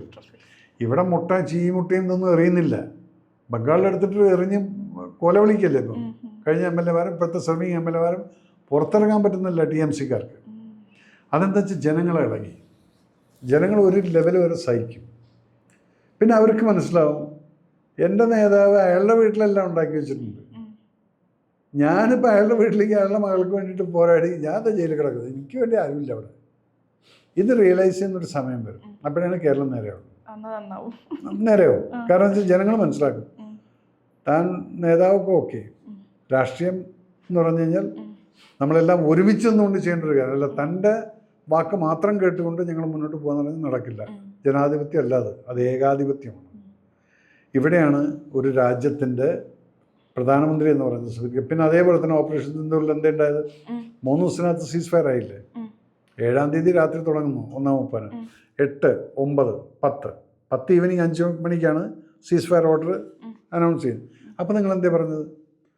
മോദി വുഡ് നോട്ട് ടേക്ക് ദിയ പാകിസ്ഥാൻ കെ സാമനെ എന്ന് പറഞ്ഞാൽ മുട്ടുകുത്തി മോദി ഒന്നും ചെയ്യുന്നില്ല. ട്രംപിൻ്റെ വാക്ക് കേട്ടിട്ട് പേടിച്ചു. അല്ല, പെട്ടെന്ന് ഒരു ദിവസം എടുത്ത് തിരിച്ച് അറ്റാക്ക് ചെയ്യാൻ പറ്റുമോ? അതിന് അതിൻ്റെതായ കാര്യങ്ങളൊക്കെ അല്ല. ഇത് എന്താണ് ഈ 3-ാമത്തെ ദിവസം നടക്കാൻ കാരണം? അവിടെ നിങ്ങൾ അതിനെയാണ് അപ്രീഷിയേറ്റ് ചെയ്യേണ്ടത്. അല്ലാതെ പ്രൈം മിനിസ്റ്ററിനെ കയറിയിട്ട് അക്യൂസ് ചെയ്യല്ല വേണ്ടത്. അവിടെ എന്താ നടന്നതെന്ന് വെച്ചാൽ ഈ 10-ാം തീയതി ഏർലി മോർണിംഗ് ഒരു മിസൈൽ പോയിട്ട് വീണത് റാവൽപിണ്ടിക്ക് അടുത്ത് ഒരു 12 കിലോമീറ്റർ ഇപ്പുറത്ത്. ഏത് ഈ 12 kilometre? There is A mountain. ആ പേര് ഞാൻ പറയുന്നില്ല. ആ മൗണ്ടനകത്താണ് ഇവരുടെ ന്യൂക്ലിയർ പ്ലാന്റ് ഉള്ളത് പാകിസ്ഥാൻ്റെ. അതിൻ്റെ 12 കിലോമീറ്റർ ഷോർട്ടായിട്ട് ഇത് വന്ന് വീണു. അവർ റഡാറിന് പിടിക്കാൻ പറ്റിയിട്ടില്ല. ഇതിലാണ് അവിടുത്തെ പ്രൈം മിനിസ്റ്റർ ചൂടായത്. അയാൾ ആർമി ചീഫിനെ വിളിച്ചിട്ട് പറഞ്ഞത് തെരിയെ ജോ പാഗൽപന്തിയാണ് പാകിസ്ഥാൻ को तबाह कर दूंगा सारे सीज़फायर करो. കാരണം എന്താ? 12 കിലോമീറ്റർ വരയ്ക്ക് ഇവരുടെ മിസൈൽ എത്തിയിട്ട് നീ അറിഞ്ഞില്ല. അവരവിടുന്ന് ആ മിസൈലിൻ്റെ ഒരു ഹാഫ് ഡിഗ്രി ഒന്ന് എലിവേഷൻ കൊടുത്താൽ മതി. അത് 12 കിലോമീറ്റർ അവിടെ പോയി നിന്റെ ന്യൂക്ലിയർ പോകുന്നത്. നീ ഇടയ്ക്കിടയ്ക്ക് പറയില്ല ഞങ്ങൾ ബോംബിടും. നീ പൊങ്ങാൻ പറ്റില്ല, അതിന് മുന്നേ നിന്നെ തകർത്തുകളയും എന്ന് പറഞ്ഞു. അവിടെയാണ് അവർ സീസ് ഫയറിന് പറഞ്ഞത്. അത് നിങ്ങളുടെ മീഡിയ പറയില്ല. കാരണം സത്യാവസ്ഥ അതാണ്. അല്ല മോദിക്ക് പ്രഷർ വന്നു അങ്ങനെ പ്രഷർ എടുക്കുന്നൊരു വ്യക്തിയല്ല നമ്മുടെ ഇന്നത്തെ പ്രധാനമന്ത്രി. ആർക്ക് വേണ്ടിയിട്ടും സക്കം ചെയ്യുക എന്നുള്ളത് ഉണ്ടാവില്ല. അത് നമുക്കറിയാം. അതുപോലെ തന്നെ പെഹൽഗാം അറ്റാക്കിൻ്റെ കാര്യം സാറിൻ്റെ വരികളിലൂടെയാണ് ഞാൻ അതന്ന് വായിച്ച് ഭയങ്കരമായിട്ട് അത്ഭുതപ്പെട്ടു. കാരണം ഈ പെഹൽഗാം അറ്റാക്കിൻ്റെ സമയത്ത് മുസ്ലിം ആണോ ഇല്ലയോ എന്ന് നോക്കിയിട്ട് ഒക്കെയാണ് ഇവർ വെടിവെച്ചതെന്നൊക്കെ പറഞ്ഞു. അപ്പോൾ സാറിൻ്റെ ഒരു വെർഷൻ ഒന്ന് വേറെ തന്നെയായിരുന്നു. അതെന്താണെന്ന് വെച്ചാൽ ഇപ്പം ഇങ്ങനൊരു സംഭവം നടക്കുന്ന സമയത്ത് നമുക്കിതിനകത്തുനിന്ന് നെഗറ്റീവായിട്ട് ചിന്തിച്ചു കഴിഞ്ഞാൽ ഹിന്ദുക്കളെ വന്ന് തെരഞ്ഞു പിടിച്ച് കൊന്നു, ഫിനിഷ്ഡ്. ഓക്കെ, ഞാൻ കാണുന്നത് വേറെയാണ്. കാശ്മീരിൽ പണ്ടുണ്ടായിരുന്നു അങ്ങനെ കാശ്മീരി പണ്ഡിറ്റുകളെ നോക്കിയിട്ട് കൊല്ലുക എന്നുള്ളത്. പക്ഷെ ഇവിടെ ടൂറിസ്റ്റുകൾ എന്തിനാ? ഓൾ ഇന്ത്യ ലെവലിലുള്ള ടൂറിസ്റ്റുകളാണ് അവിടെ ഉള്ളത്. അതിലെന്തിനാണ് നീ നിനക്ക് കൊല്ലേണ്ടവരെ കൊന്നവരൊക്കെ പോയിക്കോ. അവിടെ എന്തിനാ ഹിന്ദു ഏത് മുസ്ലിം ഏതെന്ന് ചോദിച്ചിട്ട്? നിനക്ക് അങ്ങനെയുള്ള മുസ്ലിങ്ങളുടെ അടുത്ത് ഒരു സ്നേഹമില്ല. ഇന്ത്യയിലുള്ള മുസ്ലിങ്ങളുടെ അടുത്ത് പാകിസ്ഥാനിക്ക് ഒരു സ്നേഹമില്ല. അവർക്ക് നമ്മുടെ ഇവിടുത്തെ ഹിന്ദു ആയാലും ക്രിസ്ത്യൻ ആയാലും മുസ്ലിം ആയാലും ഇന്ത്യൻ ആണ്. വൺ ഇന്ത്യൻ, അതാണ് അവർക്കുള്ളൂ. ഇതാണ് ഞാൻ മാതൃഭൂമിയിൽ 23-ാം തീയതി കാലത്ത് 8 മണിക്ക് എൻ്റെ അടുത്ത് ആരോ വിളിച്ചിട്ട് മൗത്തിയാണെന്ന് തോന്നുന്നു. ഷിസറ്റ് ഒരു അരമണിക്കൂർ വന്നു. അവിടെയാണ് ഞാനിത് പറഞ്ഞത്. And Modi Xi also didn't interfere. ഈ അരമണിക്കൂർ ഞാൻ മാത്രം സംസാരിക്കുക, ഒരു ഇൻ്റർഫിയറൻസ് ഇല്ലാതെ ഞാൻ പറഞ്ഞു ഇതിനെ നിങ്ങളൊന്ന് അവലോകനം ചെയ്യണം. ഇത് കേരളത്തിൽ ഇപ്പോൾ ആര് ഈ ന്യൂസ് കേൾക്കുകയാണെങ്കിലും ശരി, ഇതിവിടുത്തെ ഹിന്ദുക്കളെയും മുസ്ലിങ്ങളെയും ഭിന്നിപ്പിക്കാൻ വേണ്ടിയിട്ടുള്ള ഒരു പരിശ്രമം പാകിസ്ഥാൻ നടത്തിയിരിക്കുകയാണ്. അതങ്ങനെ പാകിസ്ഥാൻ നടത്തണമെങ്കിൽ പാകിസ്ഥാന് കൃത്യമായിട്ടുള്ള അജണ്ട ഇന്ത്യയിൽ നിന്ന് ഇവിടുത്തെ ആൻറ്റി മോദി പാർട്ടീസിൻ്റെ കയ്യിൽ നിന്ന് ഇൻസ്ട്രക്ഷൻസ് കിട്ടിയിട്ടുണ്ട്. ഇതുണ്ടാക്കുക. അങ്ങനെ വന്നാൽ ഹിന്ദു മുസ്ലിം റൈറ്റ് ഓൾ ഇന്ത്യ ലെവലിൽ നടന്നു കഴിഞ്ഞാൽ സെൻട്രൽ ഗവൺമെൻറ്റിനെ വീഴ്ത്താനുള്ള ഒരു സംഭവമായി. അതുകൊണ്ട് നഷ്ടപ്പെടാനുള്ളത് നമുക്കായിരിക്കും. ഈ ഗവൺമെൻറ്റുകളെ വീഴ്ത്താൻ വേണ്ടി നടക്കുന്ന ഈ രാഷ്ട്രീയപരമായിട്ടുള്ള ഈ കളികൾക്കും അതിൽ പാകിസ്ഥാൻ്റെ ഈ കളിക്ക് വേണ്ടി നിങ്ങളാരും വീണു പോകരുത്. ഇവിടുത്തെ ഒരു ഹിന്ദുവും മുസ്ലിമും ഇത് വിചാരിച്ചിട്ട് ഹിന്ദുക്കളെ നോക്കി കൊന്നു എന്ന് പറഞ്ഞുകൊണ്ട് മുസ്ലിംസിൻ്റെ അടുത്ത് വിദ്വേഷം കാണിക്കരുത്. കാരണം ഇവിടെ നിരപരാധിയായിട്ടുള്ള ആൾക്കാരാണുള്ളത്, അവർക്ക് പോലും അറിയില്ല. ഈവൻ ഇത് കേട്ടപ്പോൾ മുസ്ലിംസ് അടക്കം ഭയന്നു, പടച്ചോനെ ഇനി ഇതിൻ്റെ പേരിൽ ഇനി ഇവിടെ പ്രശ്നം ഉണ്ടാവുമെന്നുള്ളത്. അവിടെയാണ് ഞാൻ ആ സ്റ്റേറ്റ്മെൻറ്റ് കൊടുത്തത്. അത് പിന്നെ ഡൽഹി വരയ്ക്ക് ആ സ്റ്റേറ്റ്മെൻറ്റ് അങ്ങനെ പോയി, അത് ഇംഗ്ലീഷിലൊക്കെ ട്രാൻസ്ലേറ്റ് ആയിട്ട് പോയിട്ട് ഇതൊരു പോയിന്റ് അല്ലേ എന്നുള്ളതുണ്ടായിരുന്നു. കറക്റ്റ്, അവിടെ ഒന്നും നടന്നില്ലല്ലോ, ഒരു റൈറ്റാണ് ഒന്നും നടന്നില്ല. അവിടെ ഞാൻ വർഗീയവാദിയല്ല, അല്ലെങ്കിൽ സംഖ്യയാണ് ഭംഗിയാണ് മറ്റേതാണത്. ഞാൻ എൻ്റെതായിട്ടുള്ള ശരി എന്നുള്ളതിന് ശരി തന്നെയാണ്, ഓക്കെ. പക്ഷെ പിന്നെ ചില മീഡിയക്ക് ഈ ഒരു മൊബൈലും വെച്ച് വീട്ടിൽ കുത്തിരുന്നുകൊണ്ട് പലതും പറയുന്ന പടച്ചുവിടുന്നുണ്ട്, നെഗറ്റീവ് റാസ്കൽസ് എന്നല്ല. ഇവിടെ 5 റഫാൽ പോയി എന്നൊക്കെ പറഞ്ഞിട്ട്, എവിടെ 5 റഫാൽ പോയിരിക്കുന്നു? ഒന്നും പോയിട്ടില്ല. അപ്പോൾ അങ്ങനെയൊക്കെയുള്ള ന്യൂസുകൾ പടച്ചുവിടുന്നവന്മാർക്ക് ഞാനൊരു ശത്രു തന്നെയാണ്. ഞാൻ ഞങ്ങൾക്ക് ശക്തമായിട്ട് കൗണ്ടർ ചെയ്യുകയും ചെയ്യും. പിന്നെ ചിലർ നമ്മളെ വെറുതെ ഇരുന്നിട്ടെങ്കിൽ വിളിക്കുക. ഇപ്പം പുതിയ ഒരു സംഭവം നടക്കണ്ട, എന്താണ്, വാട്ട് ഈസ് ദാറ്റ്, തിരക്കഥ കട്ട കള്ളൻ എന്നുള്ളൊരു പേരുണ്ട് ഇപ്പം. Karmayodha. Karmayodha is based on man on fire എന്നുള്ളൊരു പടത്തിൻ്റെ മുകളിൽ ബേസിലാണ്. അത് എൻ്റെ വീട്ടിൽ ഒരു പ്രൊഡക്ഷൻ മാനേജർ ഒരുത്തനാണ്, സാർ അത് പാവമാണ്, എന്നെ ഒന്ന് അസിസ്റ്റ് ചെയ്യാൻ വേണ്ടി വയ്ക്കുന്നത്. അപ്പം എനിക്ക് എൻ്റെ ശീലം എന്താണെന്ന് പറഞ്ഞു കഴിഞ്ഞാൽ, ഞാൻ ഈ രാത്രിയൊക്കെ പെട്ടെന്ന് എഴുന്നേറ്റിട്ട് ഓർമ്മ വരും ഇന്നൊരു സീൻ എന്ന് പറയും. അപ്പം ഞാനിങ്ങനെ വീട്ടിൽ തന്നെ AC റൂം കൊടുത്തിട്ട് താമസിപ്പിച്ചിരിക്കുകയാണ്. ഇതുപോലുള്ള ചെള്ളുകൾ വന്ന് എഴുതിക്കാമെന്ന് പറയും. അങ്ങനെ എഴുതും. ഈ സാധനം മുഴുവൻ ഇവൻ പിറ്റേ ദിവസം കൊണ്ടുപോയിട്ട് ഫോട്ടോ കോപ്പി എടുത്ത് വെച്ചുകൊണ്ടിരിക്കുകയായിരുന്നു. ഇത് ഫസ്റ്റ് റൈറ്റിംഗ് ആണ്. ഫസ്റ്റ് റൈറ്റിംഗ് എന്ന് പറയുന്നത് ഒരു കൊല്ലം മുന്നേ നടക്കണം. അത് കഴിഞ്ഞ് നമ്മൾ 10 പ്രാവശ്യം മാറ്റി സ്ക്രിപ്റ്റ് ഓരോ ദിവസം ഇങ്ങനെ മാറിക്കൊണ്ടിരിക്കും. ഇതിൻ്റെ ഇടയിൽ ആണ് ഇവന് 2-3 പ്രാവശ്യം ഞാൻ പൈസ കൊടുത്തിട്ടുണ്ട്. അങ്ങനെ എടുക്കുന്നതല്ലേ. അപ്പോൾ കുട്ടിക്ക് ഫീസിന് കൊടുക്കാനില്ല എന്ന് പറഞ്ഞ് ഒരു പ്രാവശ്യം പൈസ ക്യാഷ് ഇല്ലാത്തതുകൊണ്ട് ചെക്ക് കൊടുത്തു. ഈ ചെക്കും ഫോട്ടോ കോപ്പി എടുത്ത് വെച്ചു. 1.5 വർഷം മുന്നത്തെ കാര്യമാണ് ഈ പറയുന്നത്. അപ്പോൾ ഇൻറ്റൻഷൻ വാസ് മാലഫൈഡ്. ഇതിൻ്റെ മുഴുവൻ ഫോട്ടോ കോടതി കൊണ്ടുപോയിട്ട് പടം റിലീസാവുന്നതിന് മുന്നേ ഈ ഫസ്റ്റ് ഡ്രാഫ്റ്റ് കൊണ്ടുപോയിട്ട് കോടതിയിൽ വലിയൊരു ഫയലാക്കിയിട്ട് കൊണ്ടിട്ട് അവൻ്റെ കൈയക്ഷരത്തിലാണ് ഞാൻ എഴുതിയത്. അപ്പം ഇതിൻ്റെ ഒറിജിനലോടെ അതില്ല. പിന്നെ കോടതിയിൽ ഈ ഇങ്ങനെ ഒരു കംപ്ലയിൻറ്റ് വന്നു കഴിഞ്ഞാൽ കോടതി എന്താ ചെയ്യേണ്ടത്? ആദ്യം ഇരുന്ന് പടം കാണണം, ഇതിനെ ഓരോരോ പേജ് വെച്ചിട്ട് മാറ്റണം. 2ാമത്തെ പേജ് ആകുമ്പോഴത്തേക്കും കോടതി എടുത്തുകൊള്ളും. ഇന്നേ ഒരു കോപ്പിറൈറ്റ് ആക്ട് ഒരിക്കലും വിധിക്കാൻ പറ്റിയിട്ടില്ല. കാരണം എന്താ വെച്ചാൽ അതിനകത്ത് മാറ്റങ്ങൾ പലതും ഉണ്ടായിരിക്കും. ഇതിവിടെ കോടതി പടം കണ്ടിട്ടില്ല, എങ്ങനെയാണ് ഈ വിധി? അങ്ങനെ ഞങ്ങൾ സ്റ്റേ കിട്ടിയിട്ടുണ്ട്. ഇന്നലെ ഏതൊരുത്തിരുന്നിട്ട് പറയുന്നത് 30 ലക്ഷം കൊടുക്കേണ്ടി വന്നില്ലേ? ഇതൊക്കെ എന്താണെന്ന് വെച്ചാൽ ഇവരൊക്കെ മൈൻഡ് സെറ്റാണ്, ഒരു ഫ്രസ്ട്രേറ്റഡ് മൈൻഡ് സെറ്റ്. അവിടെ മേജർ റിവ്യൂ നിങ്ങൾ കൊണ്ടുവന്നിട്ടൊരു കാര്യമില്ല. I live in A positive attitude, I live with a positive people. These kind of negative, മലയാളത്തിൽ പറഞ്ഞ ഈ കീടങ്ങളെന്ന് പറയും, നമ്മളത് നെഗ്ലക്റ്റ് ചെയ്യുക, അവോയ്ഡ് ഇറ്റ്. അല്ല, അങ്ങനെയുള്ളവർ വേണം, എന്നാലേ നമുക്ക് വളർച്ച ഉണ്ടാവുള്ളൂ. കറക്റ്റ്. അത് പക്ഷെ ചില സമയത്ത് എന്താ പറയുക, ഈ വളർച്ചയിൽ ചിലപ്പോൾ അവൻ നശിച്ചു പോയി കളഞ്ഞു. അതെന്താണെന്ന് വെച്ചാൽ അത് നമ്മുടെ ചില വശങ്ങൾ ഇവർക്ക് അറിയാത്തതുകൊണ്ടുള്ളതാണ്. നമ്മളിപ്പോഴും ഇങ്ങനെ സാത്വികനായിട്ട് പോയിക്കൊണ്ടിരിക്കുക, അല്ല എല്ലാവരുമായിട്ടും ബന്ധങ്ങളും നന്നായിട്ട് കീപ്പ് ചെയ്യാൻ ആഗ്രഹിക്കുന്നത്. അല്ല, ഞാൻ നേരത്തെ പറഞ്ഞത് മതിയായിടോ, ജീവിക്കാനുള്ളത് ശരിക്കും ജീവിച്ച് ഇതുണ്ട്. ഇനി അതന്നെ ഇവരുടെയൊക്കെ മരണങ്ങൾ എന്നെ വളരെയധികം അപ്സെറ്റ് ചെയ്തിട്ടുണ്ട്. അവരൊക്കെ പോയി കഴിഞ്ഞിട്ട് 4 ദിവസം കഴിഞ്ഞവരെ ആരും ഓർക്കുന്നത്. പിന്നെ എൻ്റെ ഇത് തന്നെയല്ലടോ. ഉണ്ട് ഓപ്പറേഷൻ സിന്ദൂരിന്റെ സിനിമയാക്കാൻ പോണെന്ന് കേട്ടോ, അതിനെ പറ്റി പറഞ്ഞോ? ഇല്ല, അത് ഇപ്പോഴും നടക്കുന്നുണ്ട് സംസാരം. അതിനിപ്പം സ്ക്രിപ്റ്റ് ഒക്കെ പണ്ടേ ആയി, ആർമിയുടെ പെർമിഷൻ വാങ്ങിച്ചു വെച്ചിരിക്കും. ആർട്ടിസ്റ്റ് എന്നുള്ളത് മാത്രമാണ് ഇതുവരെ തീരുമാനമായിട്ടില്ല. മൂപ്പറൊന്നും ഓക്കെ ഒന്നും പറഞ്ഞിട്ടില്ല. മൂപ്പർക്കാണെങ്കിൽ ഇഷ്ടംപോലെ പണികളുണ്ട്. എന്നാലും എന്തെങ്കിലുമൊക്കെ നടക്കുകയാണെങ്കിൽ ഓക്കെ. ഇല്ലേ, പടവും ചെയ്യുന്നില്ല. പെട്ടെന്ന് ഇറങ്ങേണ്ട ഒരു അതും മേജർ തന്നെ ചെയ്യണം, അല്ലെങ്കിൽ വേറെ ആരെങ്കിലും ആ സിനിമയൊക്കെ ചെയ്യുന്നതിന് കൊളാക്കി അതെന്താണ് ചെയ്തത്. പിന്നെ ഇല്ലെന്ന് ചില സമയത്ത് നമുക്ക് തോന്നും, why should I struggle like this four. ഞാൻ മാത്രമല്ലല്ലോ, നിങ്ങൾക്കും വലിയൊരു റെസ്പോൺസിബിലിറ്റി. ഒരു ഒരു പെട്രിയോട്ടിക് പടത്തിനകത്തൊരു പാർട്ടാവുക എന്ന് പറയുന്നത് നിങ്ങളുടെ ഒരു റെസ്പോൺസിബിലിറ്റി അല്ല. നിങ്ങൾക്ക് അതിനുള്ള പൈസ കിട്ടുന്നുണ്ട്. ഞാനിപ്പോൾ എന്താ ഒരു ഇപ്പം പല കാര്യങ്ങളും ഒരു മിലിറ്ററിയുടെ ഒരു ഡോക്യുമെൻ്റ് ചെയ്തുകൊണ്ട് I can take any money from them. കാരണം ഞാൻ ഇന്ന് എന്താണോ അത് ആ മിലിറ്ററി കൊണ്ടാണ്. അപ്പോൾ അവർക്കൊരു പ്രൊമോഷൻ പടം വേണമെങ്കിൽ ഞാനത് ചെയ്തു കൊടുക്കും. അതിനകത്ത് ഞാൻ വേറൊന്നും ചോദിക്കാറില്ല.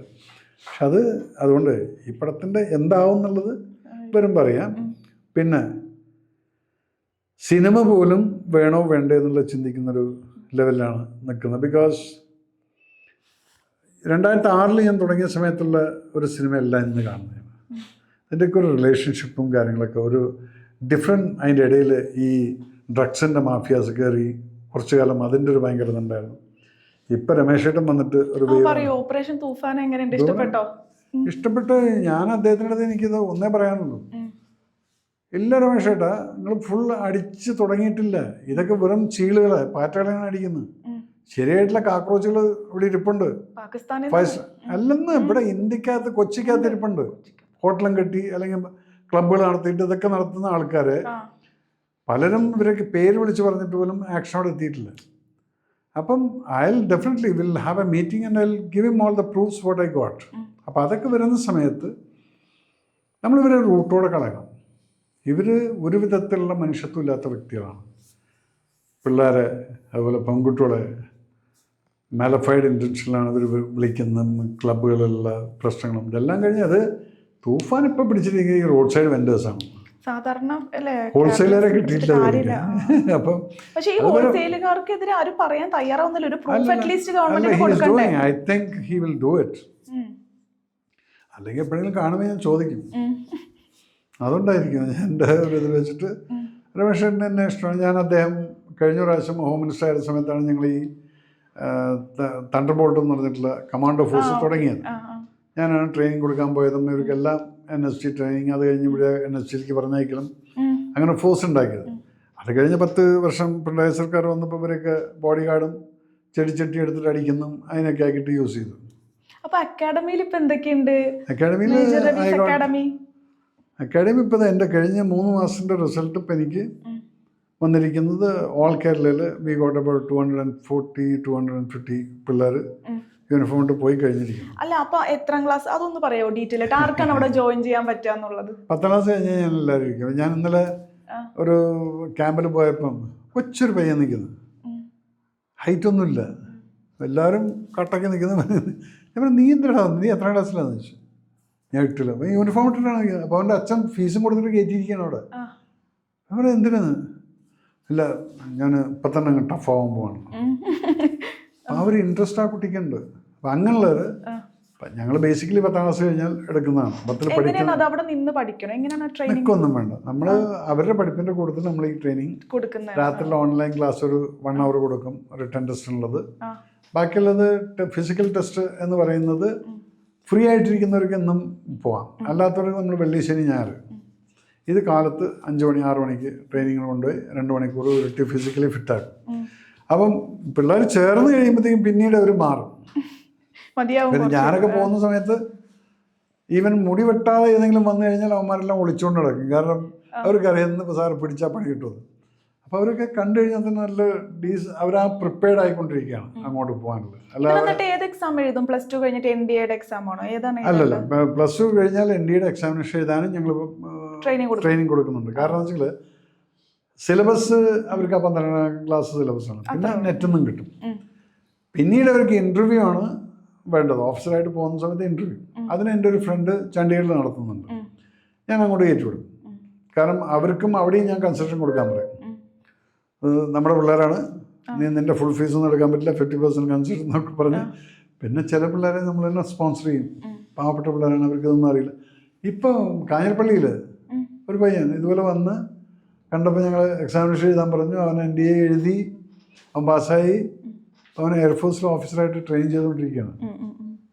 നോർമൽ പട്ടാളക്കാരനാവാൻ വന്നതാണ്. അപ്പോൾ അവൻ്റെ ഇൻ്റർവ്യൂവും കാര്യങ്ങളൊക്കെ ഞാൻ തന്നെ സ്പോൺസർ ചെയ്ത് അവനെ കൊണ്ടുപോകാനും അവിടെ പൈസ കൊടുത്തതെല്ലാം. പക്ഷെ അവന് പാസ്സായി. നേരത്തെ നമ്മൾ സ്പോൺസർ ചെയ്തിട്ട് അവന്മാർ പാസ്സാവാത്തപ്പോഴാണ് നമുക്ക് വിഷമം. ആദ്യമൊക്കെ ഞാൻ കുറേ കുട്ടികളെ ഫ്രീ ആയിട്ട് പഠിപ്പിച്ചിരുന്നു. ഇപ്പം നിർത്തി. കാരണം കുഴപ്പം. ഇപ്പം ഞാൻ പറയും അച്ഛനമ്മമാരുടെ അടുത്ത്, നിങ്ങൾക്ക് ഇങ്ങനെ പ്രശ്നമുണ്ട്, പകുതി പൈസ കളയും.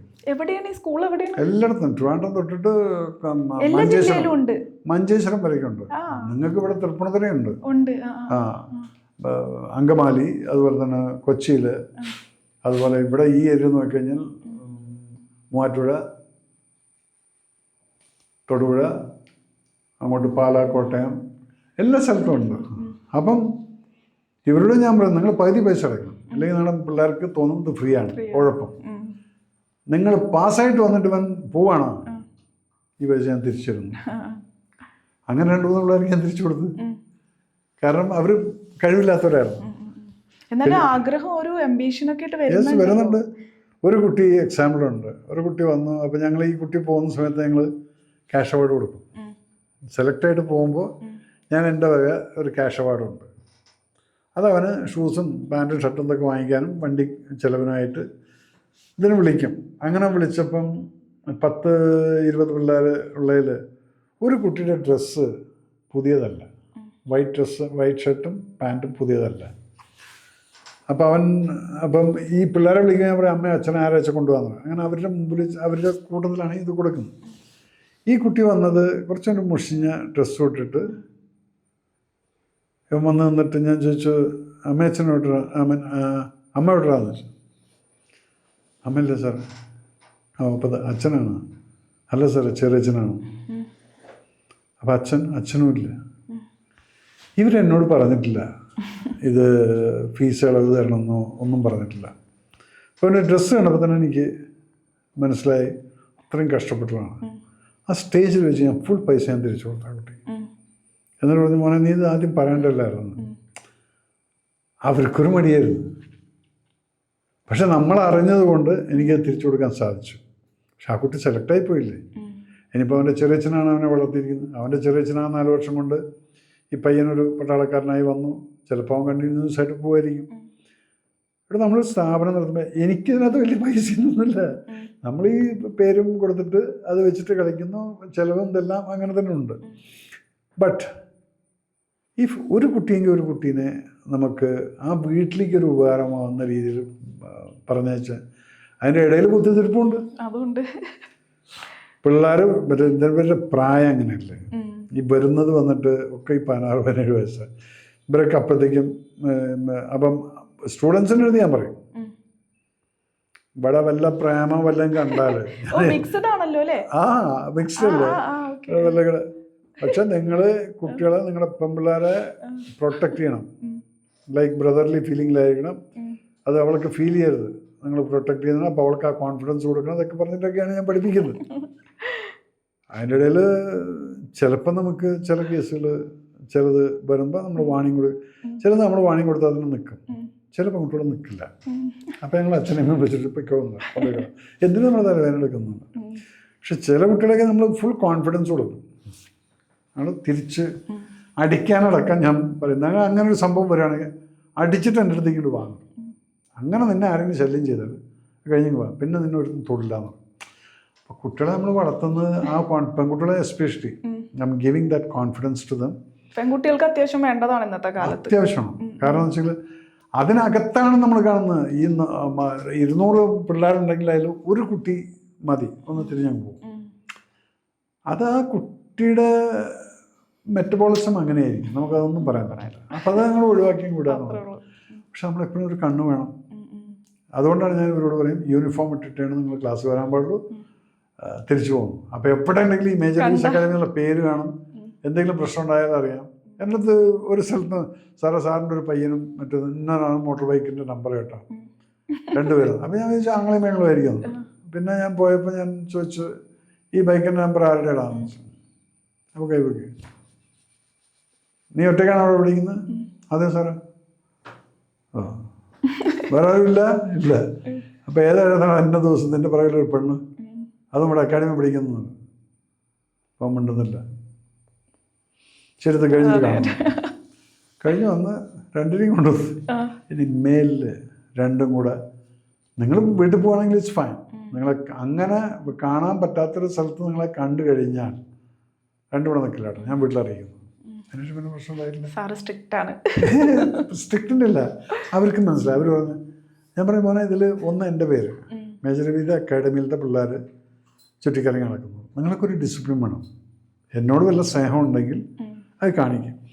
ഇങ്ങനെ ഇവരൊക്കെ മര്യാദയ്ക്കൊക്കെ പഠിച്ച് പിള്ളേരല്ലേ, അവരെ നമ്മൾ ഇന്നലെ ഒരു പേരൻ്റെ വീട്ടിൽ വന്നിട്ടുണ്ടായിരുന്നു. 8ാം ക്ലാസ്സിലാണ് പഠിക്കുന്നത് സാറേ, പറഞ്ഞാൽ കേൾക്കില്ല. ഇപ്പം ഞാൻ പറഞ്ഞ 8ാം ക്ലാസ്സില്ല, നേരെ പിടിച്ച് എൻ്റെ ക്ലാസ്സിൽ കൊണ്ട് കയറ്റാൻ പറഞ്ഞു. ഇന്നുകൊണ്ട് കയറ്റിയിട്ടുണ്ട്. അവൻ ഹാപ്പിയാണ്. ഞാൻ പറഞ്ഞു, എടാ നിൻ്റെ അച്ഛൻ ഇങ്ങനെ പറയുന്നത് എനിക്കത് ഇഷ്ടപ്പെടുന്നു കേട്ടിരുന്നു. അപ്പം ഇന്നലെ അവൻ്റെ അച്ഛൻ വിളിച്ചിട്ട് പറഞ്ഞു, സാർ അവൻ ക്ലാസ്സിൽ പോകാൻ തയ്യാറായിട്ടുണ്ട്. ഞാൻ പറഞ്ഞ കൊണ്ട് കയറ്റിക്കോ, പൈസ കാരണം അവൻ ഈ മറ്റുള്ള പിള്ളേരെ കാണുന്ന സമയത്ത് അവൻ്റെ മാറി അവൻ കളിക്കണം, അവന് ഫുട്ബോൾ കളിക്കണമെന്നുണ്ട്, ഫിസിക്കലി ഫിറ്റ്നസ്. അപ്പം അത് ഈ ടീനേജ് എന്ന് പറയുന്നുണ്ടല്ലോ, ഇത് പേരൻസ് കറക്റ്റായിട്ട് ഹാൻഡിൽ ചെയ്തില്ലെങ്കിൽ കൈവിട്ട് പോയിട്ടില്ല. അവിടെയാണ് ഈ കഞ്ചാവും ഇവരൊക്കെ സൂപ്രസീഡ് ചെയ്യുന്നത്. അവിടെ നമ്മൾ പേരൻസും വളരെ കൃത്യമായിട്ട് ശ്രദ്ധിക്കേണ്ട ഒരു കാര്യമാണ്. അതൊക്കെയാണ് ഞാൻ എൻ്റെ അക്കാഡമിയിൽ പഠിപ്പിക്കുന്നത്, വാല്യൂസ്. ഞാൻ കുറച്ച് ഓപ്പറേഷൻസിൻ്റെ പേര് പറയാം. അപ്പോൾ ഒറ്റ വരിയിൽ അതിനെ പറ്റിയിട്ട് ജസ്റ്റ് ഒന്ന് അറിയാൻ വേണ്ടിയിട്ട്. ഓപ്പറേഷൻ ഗിബ്രാൾട്ടർ. ഗിബ്രാൾട്ടർ നമ്മുടെ കടലിടുക്കിൽ നടന്നിട്ടുള്ള ഒരു ഓപ്പറേഷനായിരുന്നു. അതിൻ്റെ ഉദ്ദേശം എന്തായിരുന്നു? ഉദ്ദേശം എന്ന് പറഞ്ഞു കഴിഞ്ഞാൽ അവിടെ ആ ഇടുക്കിൽ വളരെയധികം മറ്റേ ഇതുണ്ടായിരുന്നു, പൈറേറ്റ്സിൻ്റെ. ആ പൈറേറ്റ്സിനെ ഫിനിഷ് ചെയ്യുന്നൊരു സംഭവമായിരുന്നു. സോ അതിനകത്ത് നമ്മൾ പല ഗവൺമെൻറ്റുമായിട്ട് കോർഡിനേറ്റ് ചെയ്തിട്ടുള്ളതാണ്. ഇന്ത്യൻ കമാൻഡോസ് ആൾസോ ഇൻവോൾവ് ആയിട്ടുള്ളത്. Operation blue star. Blue star Punjab ടെററിസത്തിന് എഗൻസ്റ്റ് ആദ്യമായിട്ട് എടുത്തിട്ടുള്ള ഗോൾഡൻ ടെമ്പിൾ എൻട്രി ചെയ്തുകൊണ്ട് അവരെ തുരത്തിയിട്ടുള്ള ഒരു ഓപ്പറേഷനാണ്. അതിൽ പട്ടാളമായിരുന്നു, അതിൽ കമാൻഡോസ് ഇല്ലായിരുന്നു. ആർമി മുഴുവൻ 4 സൈഡിൽ നിന്നും ടാങ്ക് അടക്കം കൊണ്ടുവന്നിട്ടുള്ള അതൊരു ഞാൻ പറയുമ്പോൾ ബ്ലൂ സ്റ്റാർ ഒരു തെറ്റായ ഡിസിഷനായിരുന്നു. കാരണം ഈ അമ്പലത്തിൻ്റെ അകത്ത് പട്ടാളത്തിനെ കയറ്റി അങ്ങനത്തെ പട്ടാളത്തിനെ കയറ്റുന്നത് പ്രശ്നമല്ല, പക്ഷെ ഇത് ഇത്രയും പട്ടാളക്കാരെ കൊണ്ടുവന്നിട്ട് നമുക്ക് വളരെയധികം നാശനഷ്ടങ്ങൾ ഉണ്ടായിട്ടുണ്ട്. 10-34 പട്ടാളക്കാരടക്കം മരിച്ചിട്ടുണ്ട്. അപ്പം അത് കഴിഞ്ഞിട്ടാണ് പിന്നീട് നമ്മൾ 87 ബ്ലാക്ക് തണ്ടർ നടത്തിയത്. ഈ ബ്ലൂ സ്റ്റാർ പട്ടാളം നടത്തി, ബ്ലാക്ക് തണ്ടർ നടത്തിയത് NSC കമാൻഡോ, എൻ്റെ യൂണിറ്റായിരുന്നു. ഞാൻ 88 ജോയിൻ ചെയ്യുന്നത്. ഇവർ 87 ഈ ഓപ്പറേഷൻ നടത്തിയ സമയത്ത് നമ്മുടെ ഒറ്റ കാഷ്വാലിറ്റി ഇല്ല, 130 ആൾക്കാരെ നമ്മൾ കൊന്നു, തട്ടി സറണ്ടർ ചെയ്തിട്ടുള്ളുണ്ട്. അതിൽ സറണ്ടറിങ്ങിൻ്റെ ഒരു കമാൻഡോൻ്റെ ഒരു പ്രൊസിഷൻ എന്ന് പറയുന്നത് വളരെ ഇൻട്രസ്റ്റിംഗ് ആയിരുന്നു. ഒരുത്തനെ നമ്മൾ സറണ്ടർ ചെയ്തിട്ട് നോക്കുമ്പോൾ അവൻ്റെ വലത്തെ കൈയില്ല, അവിടെ ടവലൊക്കെ വെച്ചിട്ട് കെട്ടിയിരിക്കുന്ന ഫുൾ ബ്ലഡും ഇതായിട്ട്. അപ്പോൾ അവൻ്റെ അടുത്ത് ചോദിച്ചു, ക്യൂ സാബ് ജി സറണ്ടർ കറനെ വാസ്തേ അസി ഹാത്ത് ഊപ്പർ കിത്തിയാ എന്ന് പറഞ്ഞാൽ സറണ്ടർ ചെയ്യാൻ വേണ്ടി ഞങ്ങൾ കൈ മുകളിൽ പൊക്കിയതാണ്. ലഗ്യാന്ന് അവിടുന്ന് സാഹിബ് നോക്കി കൈ പോയിരിക്കുന്നത്. അപ്പോൾ ഇങ്ങനെ imagine the precision of A commando, അതും സ്നൈപ്പറിൻ്റെ. സറണ്ടർ ചെയ്യാൻ വേണ്ടി കൈ ജനലിലൂടെ പൊക്കിയതാണ് അതിലടിച്ചത്. ഇവൻ പറയുന്നത് കേട്ടാൽ നമുക്ക് ചിരിയെ വരിക, സങ്കടമല്ല തോന്നുന്നു. അവൻ വിത്ത് എക്സ്പ്രഷനാണ് പറയുന്നത്, ടിച്ചോ ലഗ്യാസി എന്ന് പറഞ്ഞാൽ. ഇതിൻ്റെ ഇടയിൽ ഭയങ്കര കോമഡികളൊക്കെ നടക്കും. സർദാർമാരായിട്ട് ഫൈറ്റ് ചെയ്യുമ്പോൾ ഭയങ്കര കോമഡിയാണ്. അവന് വേദന എന്നറിയും. ഇവന് ഈ ഓപ്പിയം ഇതിനകത്തുണ്ടാകും. ഇവിടെ മുഴുവൻ ചുണ്ടിലും മുഴുവൻ ഓപ്പിയം വെച്ചിട്ട് അടിച്ചിട്ടായിരിക്കും വരുന്നത് അന്നത്തെ മിലിറ്റൻസ്. ഈ ഓപ്പിയം അടിച്ചു കഴിഞ്ഞാൽ പിന്നെ ഒരു ബോധമില്ല, വേദന എന്ന് പറഞ്ഞാൽ എവിടെ എത്തുന്നില്ല. എന്ത് ചെയ്താലും കൈ പോയി കാല് പോയി ഒരു പ്രശ്നമില്ല. അതവൻ ആ പഞ്ചാബിൽ പറഞ്ഞു കേട്ടപ്പോഴാണ് നമുക്ക് എനിക്ക് ചിരി കൂടെ വരും. സാബ്ജി ആസി സറണ്ടർ കറനെ വാസ്തേ ഹാത്ത് ഊപ്പർ കിത്തിയാ ലഗ്യാസി ദർദ് नहीं हो रहा क्या? അവർക്ക് ഭയങ്കര ശൗര്യമാണല്ലോ ഈ പഞ്ചാബികൾക്ക് അല്ലേ. Good fighters. പിന്നെ they are spirited guys, not like Kashmiri militants. Kashmiri militants are basically cowards. അവർ മിസ്ഗൈഡഡ് മിസൈൽസ് എന്ന് പറയുന്നത്. അവർ മാറിയുന്ന കല്ലെറിയാനും അങ്ങനെയൊക്കെ ഉള്ളൂ. 500 രൂപയ്ക്ക് വേണ്ടിയിട്ട്. അതുപോലെ പാകിസ്ഥാൻ്റെ ഒരു പപ്പറ്റായിട്ട് കളിക്കുന്നു. അല്ലെങ്കിൽ Punjab militants are the best one two fight. ഒരു എക്സ്ട്രീമിസം ആണല്ലേ ഞങ്ങളുടെ ഇന്ത്യയുടെ അകത്ത് ഞങ്ങളുടെ ഒരു സ്ഥലം എന്നുള്ളൊരു. ഇവരുടെ ഫൈറ്റ് ചെയ്യാൻ സുഖമാണ്, രസമാണ്. അങ്ങോട്ടും ഇങ്ങോട്ടും വെടിവെപ്പ് നടക്കും, ഒരു സറണ്ടർ ചെയ്യൂല. അതാണ് അവർ കൈപൊക്കെ. ഇപ്പം ബ്ലാക്ക് തണ്ടറിൽ സറണ്ടർ എന്ന് പറഞ്ഞാൽ ഒരു രക്ഷയില്ലാതെ പമ്പർ വിചാരിച്ചു പോയിട്ട് സറണ്ടർ ചെയ്തളയെന്ന് പറഞ്ഞിട്ട് പൊക്കിയതാണ്. അല്ലെങ്കിൽ അവരവിടെയും പൊക്കില്ലായിരുന്നു. അവർക്ക് മനസ്സിലായി രക്ഷയില്ല. ഓപ്പറേഷൻ വിജയ് ഇത് നമ്മൾ 2-3 സ്ഥലത്ത് നമ്മൾ ചെയ്തിട്ടുണ്ടായിരുന്നു. ഇപ്പം കാർഗിൽ യുദ്ധത്തിൻ്റെ ഇതായിരുന്നു ഓപ്പറേഷൻ വിജയ്. അതേപോലെ നമ്മൾ കാശ്മീരിൽ 1-2 ഓപ്പറേഷൻസ് ചെയ്തിട്ടുള്ളതും അതും വിജയുടെ പേരിൽ തന്നെയായിരുന്നു. പക്ഷെ കാർഗിലായിരുന്നു എപ്പോഴും നമ്മൾ ഓപ്പറേഷൻ വിജയ് എന്ന് പറയുന്നത്. 99-ല് നുഴഞ്ഞുകയറ്റത്തിന് അഗൻസ്റ്റ് ആയിട്ടുള്ള operation Vijay. Pulwama was that 40 CRPF പട്ടാളക്കാരെ ബോംബ് വെച്ച് തകർത്ത ബസ്. എങ്ങോട്ട് പോയിക്കൊണ്ടിരിക്കുകയായിരുന്നു ഈ പട്ടാളക്കാർ? അത് അവര് ലീവിന് പോകാൻ വേണ്ടിയിട്ട് എയർപോർട്ടിലേക്ക് പോകുമായിരുന്നു.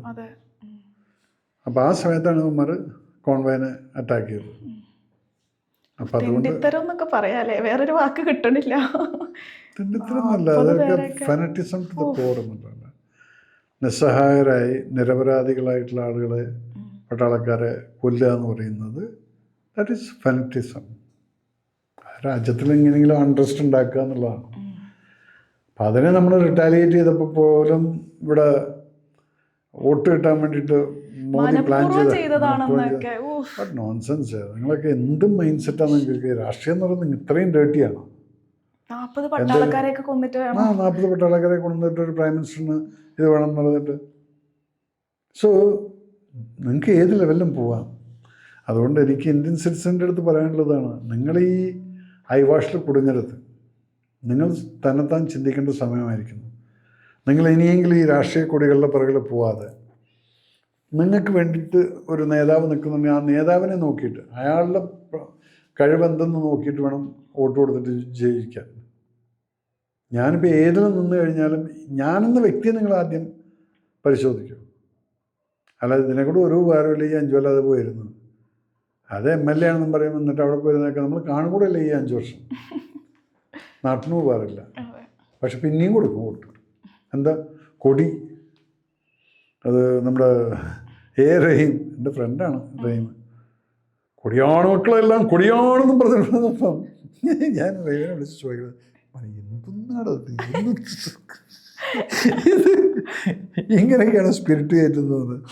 But that is what is രാഷ്ട്രീയം. ആൻഡ് റഹീമിനെ കുറിച്ച് എന്താ പറയുക, ഞാൻ എൻ്റെ കിഡ്നിയൊക്കെ മാറ്റി വെച്ച സമയത്തൊക്കെ എന്നെ റെഗുലറായിട്ട് വിളിക്കുന്നൊരു വ്യക്തിയായിരുന്നു റഹീം.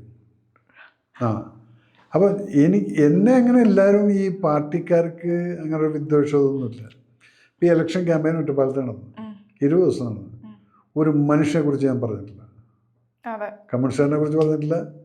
പ്രേംകുമാറായിരുന്നു, പിന്നെ PK ശശിയായിരുന്നു. എനിക്ക് പറയണമെങ്കിൽ എന്തെല്ലാം പറയാമായിരുന്നു, ഒരു അക്ഷരം വേണ്ടിയില്ല. അതുകൊണ്ട് ആരും എൻ്റെ പേരെടുത്ത് പറഞ്ഞിട്ടില്ല. അപ്പോൾ നമ്മൾ മറ്റുള്ളവരെ കുറ്റം പറഞ്ഞിട്ട് ഇലക്ഷൻ ജയിക്കുക എന്ന് പറഞ്ഞാൽ സുഖമല്ല. What can I do for you? അത് കേട്ടിട്ട് എന്നെ തോപ്പിച്ചു. പിന്നെ ഇപ്പം ഞാൻ എന്ത് ചെയ്യാൻ പറ്റും? ഞാൻ 2 വഴിക്ക് ചെയ്തു തരാൻ പറഞ്ഞു. പക്ഷെ ഞാൻ ഞാൻ ചെയ്തു കൊടുക്കാൻ പ്ലാൻ ചെയ്തിട്ടുണ്ട്. അപ്പം ഞാൻ പ്രൈം മിനിസ്റ്റർ ഓഫീസിലേക്ക് വിളിച്ച് പറഞ്ഞിട്ട് ഭാരതപ്പുഴയുടെ വികസനം എന്നുള്ളത്, അതിപ്പോൾ ഞാൻ MLA അല്ലെങ്കിലും എൻ്റെ നാട്ടുകാർക്ക്, എൻ്റെ പാലക്കാടാണ്, അതിനെ വികസിപ്പിക്കാൻ വേണ്ടിയിട്ടുള്ള ഒരു പേപ്പറൊക്കെ ഞാൻ തയ്യാറാക്കുന്നുണ്ട്. തയ്യാറാക്കി കഴിഞ്ഞാൽ ഞങ്ങൾ ഇയാൾ പറഞ്ഞ് നടത്തുന്നുണ്ട് കേട്ടോ, എവിടുന്ന് ഈ കാശ് വന്നതെന്നും ചോദിക്കരുത്. അപ്പോൾ CSR ഫണ്ടോ വല്ലൻ്റെ കാലം പിടിച്ചിട്ടോ കയ്യെ പിടിച്ചിട്ടോ നമ്മളത് ചെയ്തിരിക്കും. പേപ്പറൊന്ന് അപ്രൂവ് ആയി കഴിഞ്ഞാൽ പിന്നെ PM ഓഫീസിൽ നമുക്ക് ചിലപ്പോൾ ഫണ്ട് വരും. അങ്ങനെ വന്നാൽ നിങ്ങൾ പാലക്കാട് വന്നിട്ട് വിസിറ്റ് ചെയ്യും എൻ്റെ ഭാരതപ്പുഴ, ഞങ്ങളുടെ ഭാരതപ്പുഴ കാണാം. 2 വശവും അത്രയും മനോഹരമായിട്ടുള്ള മരങ്ങളും പാർക്കുകളൊക്കെ വെച്ച് പിടിപ്പിച്ചുകൊണ്ട് ആ ഒരു ഗോദാവരി നദിയിൽ ഇന്നിപ്പം ഗുജറാത്തിൽ എന്ത് ചെയ്തു വെച്ചിരിക്കുന്നു അതുപോലെ ആക്കണം നമുക്കത്. ഗോദാവരി സ്പോട്ട് എന്തുകൊണ്ട് നമുക്കത് ചെയ്തുകൂടാ? ഇത്രയും വെള്ളമുണ്ട്. മഴക്കാലത്ത് വരുന്ന വെള്ളം വെറുതെ അറബിക്കടലിൽ കൊണ്ടുകൊടുക്കും. അതിനൊക്കെ നമ്മൾ ചെക്കിട്ട് കൊടുത്ത് അതിൽ പോലും നമുക്ക് ബോട്ടിങ്ങിനുള്ള സെറ്റപ്പൊക്കെ ചെയ്യാൻ പറ്റിക്കഴിഞ്ഞാൽ എത്ര ഡിസ്റ്റൻസ് വരെ 70 കിലോമീറ്റർ ചെയ്യും. നോക്കട്ടെ, ജീവനോട് ഇരുന്നാൽ മതി. അതൊക്കെ ഇരിക്കും. കേരളത്തിന്റെ ബഡ്ജറ്റ് ഒക്കെ വന്നിട്ടുണ്ട്. അല്ല, ഇറ്റ് സൗണ്ടിങ് ബഡ്ജറ്റ് ഇന്നലെ കേട്ടത് എല്ലാം വളരെ പ്രോമിസിങ് ആണ്. സെൻസിബിൾ ആയിട്ടാണ് മുഖ്യമന്ത്രി സംസാരിച്ചിട്ടുള്ളത്. അതിനകത്ത് ഇപ്പം നിങ്ങൾ ചോദിക്കാത്തത് ഞാൻ പറയാം. ട്രാൻസ്പോർട്ടിൽ സ്ത്രീകൾക്കുള്ള ടിക്കറ്റിൻ്റെ കാര്യം, okay, it's A controversy which is happening now. ഇവിടെ മുഖ്യമന്ത്രി ഒന്ന് ആലോചിക്കണമായിരുന്നു പറയുന്നതിന് മുന്നേ. കാരണം വെച്ചാൽ നമ്മൾ എന്തെങ്കിലും പറഞ്ഞിട്ട് ഇന്ന് ബാക്കൗട്ട് ചെയ്യുന്ന സമയത്ത് ആൾക്കാർ അതിനെ വേണ്ടി നോക്കിക്കൊണ്ടിരിക്കുകയാണ് ഈ LDF എന്ന് പറയുന്നത്. അപ്പം അവിടെ actually that is not practical. അങ്ങനെ പ്രാക്ടിക്കൽ. പിന്നെ എല്ലാ സ്ത്രീകളും ഇന്നിപ്പം ആണുങ്ങളെക്കാൾ കൂടുതൽ ശമ്പളം വാങ്ങുന്ന സ്ത്രീകളുണ്ട്. നിങ്ങളെല്ലാവരും ആ കണക്ക് കൂട്ടില്ലേ? അല്ലെങ്കിൽ അവർക്ക് ഒരു കാർഡ് ഇഷ്യൂ ചെയ്യുക, ഇന്ന ആൾക്കാർക്കുള്ള നമ്മുടെ സ്കൂളിൽ കൺസെഷൻ കാർഡ് കൊടുക്കുന്നില്ലേ, റേഷൻ കാർഡ് അനുസരിച്ച് നോക്കുക. ആ സ്ത്രീക്കൊന്നുമില്ല. പിന്നെ ഇത് ലോങ് ഡിസ്റ്റൻസ് ബസ്സൊന്നും ആ ലോക്കൽ ഏരിയയിൽ കറങ്ങാനുള്ള മാത്രം അത് പറഞ്ഞാൽ മതിയായിരുന്നു, ആദ്യമേ പറഞ്ഞാൽ മതി. പക്ഷെ അതവർ പറഞ്ഞില്ല. അവിടെ ഒരു തെറ്റുപറ്റി, അതിപ്പോൾ കറക്റ്റ് ചെയ്യുന്നുണ്ട്. ഇനിയിപ്പോൾ അതിന് കുറച്ച് ക്രിറ്റിസിസം ഒക്കെ വരുമായിരിക്കും, പക്ഷേ ബട്ട് സ്റ്റിൽ ഇറ്റ്സ് ഓക്കെ. പക്ഷെ എല്ലാ സ്ത്രീകളും എന്ന് പറഞ്ഞു കഴിഞ്ഞാൽ അതൊക്കെ ആദ്യമേ ഒന്ന് ചിന്തിക്കണം പറയുന്നതിന് വേണ്ടി. ഇന്ന കാറ്റഗറിയിലുള്ള സ്ത്രീകൾക്ക് ലോക്കലായിട്ടുള്ള ഏരിയയിൽ ഇത്ര കിലോമീറ്ററുള്ള ഡിസ്റ്റൻസിലെല്ലാം ഫ്രീ ആയിരിക്കും. കാരണം അവർ പച്ചക്കറി വാങ്ങിക്കാൻ പോകുന്നത്, അല്ലെങ്കിൽ ഇപ്പോൾ കടയിൽ പോകുന്നത്, ഒന്ന് സ്കൂളിൽ പോകുന്നത്, അല്ലെങ്കിൽ ഏതെങ്കിലും ജോലി ചെയ്യാൻ പോകുന്നുണ്ടെങ്കിൽ ഒരു സ്കൂളിലെ സ്വീപ്പറാണ്, അതന്നെ അവർക്കൊക്കെ ആ ലോക്കൽ ഏരിയ ഒരു 10 കിലോമീറ്റർ 20 കിലോമീറ്റർ. അത് ആദ്യമേ പറഞ്ഞാൽ മതിയായിരുന്നു. അത് പ്ലാനിങ്ങിൽ അത് പറഞ്ഞു വരും, അത്രയേ ഉള്ളൂ. പക്ഷെ ഇന്നലെ ബഡ്ജറ്റ് കേട്ടെടുത്തോളം ഇറ്റ്സ് സൗണ്ടിങ് വെരി ഇൻ്റലക്ച്വൽ ആയിട്ടുള്ളൊരു പ്ലാനിങ് നടന്നിട്ടുണ്ട്. അതിനകത്ത് മുഖ്യമന്ത്രിയുടെ ഒരു ഇൻവോൾവ്മെൻ്റ് ഉള്ളത് നമുക്ക് ഫീൽ ചെയ്യുന്നുണ്ട്. വെറും മറ്റേ ഐസക് തോമസ് എന്തായിരുന്നു അങ്ങനെ പേര്, തോമസ് ഐസക്, അങ്ങനെ പോലുള്ള വെഡിത്തരം പറയുന്നതല്ല. പൈസക്ക് എന്താ പ്രശ്നം, റിസർവ് ബാങ്കിൽ നിന്ന് അടിച്ചിറക്കിയാൽ പറയുന്ന പറഞ്ഞ പാർട്ടി നമുക്കിവിടെ ഫൈനാൻസ് മിനിസ്റ്ററായിട്ട് ഇരുന്നിട്ടുണ്ട്. ഇങ്ങനെയുള്ള മണ്ടന്മാരിരുന്ന സ്ഥലത്താണ് നമ്മൾ ഇൻ്റലക്ച്വലായിട്ടൊരു ബഡ്ജറ്റ് പ്രസൻറ്റേഷൻ കേൾക്കുന്നത്. അപ്പം yes, you should appreciate that.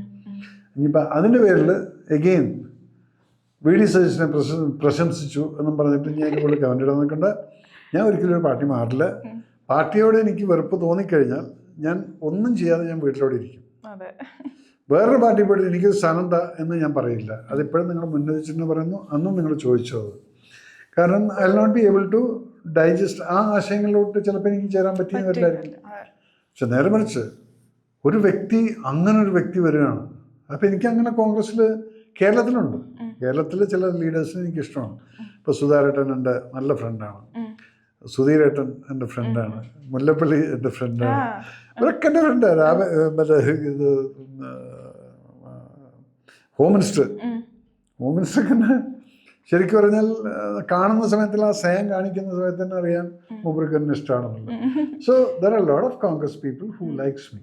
കമ്മ്യൂണിസ്റ്റിൽ എന്താണ്, കമ്മ്യൂണിസ്റ്റിൽ ഞാൻ ചില സ്ഥലങ്ങളിലാണ് ഞാൻ ബോഡി കാണുമ്പോൾ കരയാറുള്ളത്. അതിലൊന്നായിരുന്നു കോടിയേരി ബാലകൃഷ്ണൻ്റെ മരണം. ഞാനന്ന് എവിടെ നിന്നാണ് വണ്ടി ഓടിച്ച് പോയതെന്ന് എനിക്കറിയില്ല. തലശ്ശേരി എത്തി. അന്ന് ഈ മുഖ്യമന്ത്രിയൊക്കെ അവിടെ ഇരിക്കുന്നുണ്ടായിരുന്നു. ഞാൻ ആരെയും അല്ല, ഞാൻ ബാലകൃഷ്ണൻ്റെ ആ ശരീരം കണ്ടത്, കാരണം അത്രയും ചെറുതായി പോയിരുന്നു അദ്ദേഹത്തിൻ്റെ അസുഖം കാരണം. ഞാൻ അറിയാതെ കുറച്ച് നേരം ഇങ്ങനെ കണ്ണിങ്ങനെ കുടുകാന്ന് പറഞ്ഞു. നല്ലൊരു വ്യക്തിയായിരുന്നു. So it is not the individuals. Individual ഇവിടെ മണ്ടന്മാർ കുറേ ഉണ്ട് കമ്മ്യൂണിസ്റ്റിൽ. പക്ഷെ അതേ സമയത്താണ് കോടിയേരി ബാലകൃഷ്ണനെ പോലുള്ള ഒരാൾ, EMS, നയനാർ, മറ്റേ അച്ചുമാമൻ. ഞാനിതൊക്കെ ഇങ്ങനെ പറയാം, അച്ചുമാമൻ എന്ന് പറയുന്നത് അത് അങ്ങനെയുള്ളൊരു ലൈക്കിങ് കൊണ്ടാണ്. അപ്പം അവിടെ ഉണ്ടായിരുന്നു നല്ല ആൾക്കാർ. എനിക്കിപ്പോൾ കമ്മ്യൂണിസ്റ്റിൽ ഇഷ്ടംപോലെ ഫ്രണ്ട്സ് ഉണ്ട്, കോൺഗ്രസ്സിലും ഇഷ്ടംപോലെ ഉണ്ട്, BJP പിന്നെ okay. But then it is not the party which makes you or allows you to have that enmity. പക്ഷെ ചില കമ്മ്യൂണിസ്റ്റുകാർ എന്നെ കണ്ടു കഴിഞ്ഞാൽ വൃത്തിയിട്ട നോട്ടം നോക്കാറുണ്ട്. ഞാനത് മൈൻഡ് ചെയ്യാനും പാടില്ല. വണ്ടിയിലെ കണ്ടു കഴിഞ്ഞാൽ വന്ന് പോരാടുന്നു. അല്ലാതെ ഞാൻ എന്താ പറയുക, നിങ്ങൾ വലിയ ആളായിരിക്കുന്നത്, നിങ്ങളോട് ഞാൻ അങ്ങോട്ട് ചിരിക്കുന്ന സമയത്ത് if you showing me that attitude, നിങ്ങൾ വണ്ടിയിൽ വടവടെ അപ്പം പറഞ്ഞ പോയിക്കൊള്ളാൻ പറയും ഞാൻ, അല്ലാതെ എന്ത് പറയുന്നത്. So it is not the party you should take it. ആ ഇൻഡിവിജ്വൽ എങ്ങനെയുണ്ട് ആ ആള്, അത് ആ കാര്യത്തിനകത്ത് എനിക്ക് G. സുധാരേട്ടനായിട്ട് പ്രശ്നമുണ്ടായിരുന്നു. ഇപ്പം മാറി. കാരണം എന്താ അറിയോ, അദ്ദേഹം എന്താണെന്നുള്ളത് നമ്മൾ അറിയുന്നത് എപ്പോഴാണ്? ഇദ്ദേഹം ഒന്നുമില്ലാതിരുന്ന സമയത്ത് രാമായണ മാസത്തിൽ രാമായണം വായിക്കുന്നൊരു മനുഷ്യൻ. അതേ വ്യക്തിയാണ് പറഞ്ഞത് അമ്പലത്തിലെ നമ്പൂരാർ അണ്ടർവെയർ ഇടാതെയാണ് പോകുന്നത്, പെണ്ണുങ്ങൾക്ക് കാണാം. അതിൽ നമ്മൾ എങ്ങനെയത് അക്സെപ്റ്റ് ചെയ്യുന്നത്? ഞാൻ അദ്ദേഹത്തെ അന്ന് വെറുത്തു. പക്ഷെ പിന്നീട് രാമായണ മാസത്തിൽ ഇരുന്നുകൊണ്ട് രാമായണം വായിക്കുന്ന ഒരു വയസ്സായിട്ടുള്ള ഒരു വ്യക്തിയെ കാണുന്ന സമയത്ത് ഉള്ളിൻ്റെ ഉള്ളിൽ ഇതൊക്കെ ഉണ്ടായിരുന്നു. അങ്ങനെ ഒരാൾ എങ്ങനെയാണ് അമ്പലത്തിന്റെ മുന്നിൽ പോയിട്ട് തൊഴാണ്ട് ഇങ്ങനെ ഗമയൊക്കെ കാണിച്ചു? അതേ ആള് അപ്പുറത്ത് പോയി ചണ്ഡിയാഹോമം നടത്തുന്നുണ്ട്. അപ്പം നിങ്ങൾ ഈ പാർട്ടി എന്ന് പറഞ്ഞിട്ട് നിങ്ങളുടെ ഇൻഡിവിജ്വാലിറ്റിനെ നഷ്ടപ്പെടുത്തുന്നത് പാർട്ടിക്കാരല്ല. അത് നിങ്ങൾ പാർട്ടിക്കാരെന്ന് പറയരുത്. അതാര് മറ്റാൾക്ക് പിടിക്കില്ല, അതുകൊണ്ടാണ് അങ്ങനെയൊക്കെ ചെയ്യേണ്ടി വന്നത്. എന്തിനാണ് നിങ്ങൾ ഇങ്ങനെ അടിമയാവുന്നതാണ് അറിയാത്തത്. പാർട്ടി അടിമയാണത്. അപ്പോൾ കമ്മ്യൂണിസ്റ്റുകാരോട് എനിക്ക് ഇത്രേ പറയണം, മക്കളെ നിങ്ങൾക്ക് നല്ല ചങ്കൂറ്റുള്ള പിള്ളേരുണ്ട്, നിങ്ങൾ നന്നായിട്ട് നിങ്ങളൊക്കെ എന്തെങ്കിലും ഇതുപോലുള്ള എറണാകുളത്തിന് പോയിട്ട് ഇന്നോവ തല്ലി പൊളിക്കാനൊക്കെ പോയി കഴിഞ്ഞാൽ അവിടെ ജയിലിൽ കിടക്കുകയുള്ളൂ. നിങ്ങളുടെ പാസ്പോർട്ടും പോവും, ജോലി ഉണ്ടാവില്ല, എൻക്വയറിയും. തിഹാർ നല്ല സുഖമാണ് തിഹാർ ജയിലും. നല്ല കട്ടക്കുള്ള ജാട്ടുകളുണ്ടായിരിക്കും. അവനൊന്ന് തിരിഞ്ഞു നോക്കിയിട്ട് എന്തെങ്കിലും അവന് ഇഷ്ടപ്പെട്ട അപ്പടിച്ച് കളയും, മൂക്കഴിച്ച് തന്നിക്കളെ. അങ്ങനെയുള്ള ഗുണ്ടാസാണ് അവിടെ കിടക്കുന്നത്. വെറുതെ അവിടെ ഒന്നും പോയി കിടക്കില്ല. ആരെങ്കിലും എന്തെങ്കിലും പറഞ്ഞാൽ ആലോചിക്കും, ഞാനിപ്പോൾ ഇതിന് പോയിട്ട് വല്ല കാര്യമുണ്ടോ, പാർട്ടിക്ക് വേണ്ടിയിട്ടാണെന്നുള്ളത്. ഇതിപ്പം ചിലരെ കാണാം, ഈ നാളെ ഏതൊരു കോൺഗ്രസിൻ്റെ ഒരു നേതാവ്, ഒരു ലേഡി ജലപീരങ്കി അടിക്കുമ്പോൾ അതിൻ്റെ ചെല്ലുന്നുണ്ടായിരുന്നു. അത് അന്ന് കറുത്ത സാരി കിട്ടുമ്പോൾ അറിയാം ജലപീരങ്കി ഉണ്ടാക്കി. അപ്പോൾ അവന്മാരടിക്കാതെ മാറ്റിക്കൊണ്ടുപോയി അതിൻ്റെ അടുത്തോട് ചെല്ലണം, അടിക്കടിക്കും നമ്മൾ. അതല്ല പൊളിറ്റിക്സ് ബി സിൻസിയർ. ഒരാളെ ഞാൻ കണ്ടു, അത് പാലക്കാട് ഇപ്പം ഷാഫി മറ്റേ പിഷാരടി ജയിച്ചപ്പം അവിടെ എന്തോ പ്രകടനം നടത്തിയപ്പോൾ SFIക്കാരെന്തോ ചെയ്തു. അങ്ങനെ SFIക്കാർ അവരുടെ ഓഫീസിൽ കയറി ചെന്നപ്പം പോലീസ് കയറിയപ്പം ഒരാളിങ്ങനെ കട്ടക്കവിടെ നിന്ന്, ഒരു വയസ്സായിട്ടുള്ള ആൾ, കയറാൻ പറ്റില്ല എന്നുള്ളത്. അത് ഞാനൊരു നേതാവായിട്ട് കാണും. ആരാന്നറിയോ? Palakkad Krishnadas. Okay, he stood like that. അതാണ് നേതാവ്. അല്ലാതെ ഞാൻ പറയുന്നത് പോയിട്ട് അടിക്കടാ പിറകിൽ അവനെ പ്രൊട്ടക്ട് ചെയ്യാനും മുമ്പിൽ നിന്നത്, അത് നേതാവ്. മറ്റത് വീട്ടിനകത്തിരുന്നുണ്ട്, എല്ലാവരും ഇറങ്ങിക്കോ, എൻ്റെ മകൾക്ക് അറ്റാക്ക് ഉണ്ട്, അല്ലെങ്കിൽ മകൻ അറ്റാക്ക് ഉണ്ട്. നിങ്ങളുടെ മകനല്ലേ അത്, അതിനും പാർട്ടിയായിട്ട് എന്താ ബന്ധം? സോ യു ഷുഡ്, മക്കൾ റിയലൈസ് ചെയ്യണം. ഈ കുട്ടികൾ ചെറുപ്പക്കാർ അവരുടെ അച്ഛനമ്മയ്ക്കാ പോവുക. അതിലിപ്പോൾ ഒരുത്തൻ ജയിലിൽ പോയതിൻ്റെ വീട് നമ്മൾ കണ്ടല്ലേ, പാവപ്പെട്ടൊരു വ്യക്തി. ഇതൊക്കെ ആലോചിക്കണം. മക്കളെ, നിങ്ങൾ എന്നതൊക്കെ ചിന്തിച്ചിട്ട് ഇനി വളരുക. പാർട്ടിയിൽ നിന്ന് എന്തുണ്ടെങ്കിലും ശരി, പാർട്ടിയാണെങ്കിലും ശരി, എന്താണെങ്കിലും ശരി, നിങ്ങൾ അധ്വാനിച്ചാൽ മാത്രമേ നിങ്ങളുടെ വീട്ടിലേക്ക് അരി വാങ്ങിക്കാൻ പറ്റൂ. അത് നിങ്ങൾ മനസ്സിലാക്കിയാൽ നിങ്ങൾക്ക് കൊള്ളാം. കമ്മ്യൂണിസവും കോൺഗ്രസിസം BJPസും എല്ലാം fine, but settle your life. അത് കേരളത്തിൽ മാത്രമേ ഉള്ളൂ. ഈ തീവ്രമായിട്ടുള്ള ഈ വെട്ട് കുത്ത് ബോംബ് അത് ഇതൊക്കെ പറഞ്ഞ് നടന്നിട്ട് നിങ്ങളുടെ ഭാവിയെക്കുറിച്ച് നിങ്ങൾ ചിന്തിക്കൂ. അതില്ലെങ്കിൽ നിങ്ങളും ഒരാളാവും. ആരിൽ ഓപ്പറേഷൻ തൂഫാൻ്റെ ഒരു പയ്യനാണ്. അതാവാതിരിക്കാൻ നിങ്ങൾക്ക് നല്ലത് വരട്ടെ എന്ന് പ്രാർത്ഥിച്ചുകൊണ്ട് ഈ പോഡ്കാസ്റ്റ് ഞാനിവിടെ അവസാനിപ്പിക്കാൻ ആഗ്രഹിക്കുകയാണ്. കുട്ടികൾ നന്നായിട്ട് വളരുക, നിങ്ങളുടെ സേഫ്റ്റി, നിങ്ങളുടെ പാസ്പോർട്ട് സേഫാക്ക്. പാർട്ടിക്കാരെ എന്തെങ്കിലും പറയും, അത് പറഞ്ഞോട്ട്, ഏത് പാർട്ടിയാണെങ്കിലും ആലോചിച്ചിട്ട് ചെയ്യും. ഇല്ലെങ്കിൽ മക്കളെ കുടുങ്ങും. എല്ലാവർക്കും മെസ്സേജാണ്. നിങ്ങൾ കുടുങ്ങും, നിങ്ങളുടെ അച്ഛനും ഇരുന്ന് കരയും. അപ്പോൾ അതൊക്കെ കണ്ട് മനസ്സിലാക്കിയ കേരളം നേരെയാവും. കേരളം നല്ലൊരു സ്ഥലവും അത് നമ്മളായിട്ട് കളഞ്ഞു കുളിക്കരുത് എന്ന് മാത്രമേ ഉള്ളൂ. അപ്പം അവിടെ ഈ തൂഫാൻ, I wish all the best to home minister Ramesh Chennithala. Ramesh ചേട്ടൻ്റെ അടുത്ത് ഞാൻ പേഴ്സണലി കാണുമ്പോൾ ഞാൻ സംസാരിക്കും, ഞാൻ അടുത്ത് തന്നെ കാണുന്നുണ്ടായിരിക്കും. പക്ഷേ from my side I am doing all the support. അതുപോലെ തന്നെ തോക്ക് സ്വാമി എന്ന് പറഞ്ഞിട്ട് ഭദ്രാനന്ദ സ്ഥാനമുണ്ട്, അദ്ദേഹം ഫുൾ ഇറങ്ങിയിരിക്കുകയാണ്. ചില കാര്യങ്ങൾ എനിക്ക് ഇഷ്ടമാണ് അതിൻ്റെ. കാരണം പറയുന്നത് ചില സമയത്ത് തലക്കൊന്ന് കിറുക്ക് വരും, അത് ഞാൻ ചിലപ്പോൾ കൺട്രോൾ ചെയ്യാറുണ്ട്. പക്ഷെ ഇപ്പം ചെയ്തിരിക്കുന്ന ആൻറ്റി ഡ്രഗ്സിൻ്റെ ആ നല്ലൊരു സംഭവം അദ്ദേഹം ചെയ്തുകൊണ്ടിരിക്കുന്നുണ്ട്. അങ്ങനെയുള്ള ആൾക്കാരൊക്കെ നമ്മൾ സപ്പോർട്ട് ചെയ്യണം, അത് ഏത് സമയത്തും. രമേശ് ചേട്ടന് എൻ്റെ എല്ലാവിധ സപ്പോർട്ടുകളും ഉണ്ടായിരിക്കും. കാരണം ഞാനിപ്പോൾ എൻ്റെ കുട്ടികളെ ക്ലാസ്സിലെടുക്കാൻ പോകും, നാളെ പോയി ഒറ്റപ്പാലത്ത് പോകുന്നു, അവിടെ എൻ്റെ അക്കാഡമിയുടെ പിള്ളേർ, അവരുടെയൊക്കെ പറയുന്നത് ഞാൻ ഡ്രഗ്സിൻ്റെ കാര്യം ഞാൻ പറയാറുണ്ട്. അത് ഇല്ലാതാവുന്ന എങ്ങനെയാണെന്ന് എൻ്റെ ഇവിടെ ഞാൻ ഫിസിക്കലി ഹ്യൂമനെ അത്രയും തളർത്തി വിട്ടുപോയി കിടന്നുറങ്ങണം. പിന്നെ ഒരു ട്രക്കും വേണ്ട, ഒന്നും വേണ്ട, പോയി കിടന്നുറങ്ങിക്കണം. അപ്പം നമ്മൾ അങ്ങനെ എൻഗേജ് ചെയ്യണം ഈ പിള്ളേരെ. അതില്ല. ഈ താരാപേര നടക്കുന്ന പിള്ളേരെ നിങ്ങൾ ശ്രദ്ധിക്കുന്നില്ല, അച്ഛനമ്മമാർ സൂക്ഷിക്കുന്നില്ല.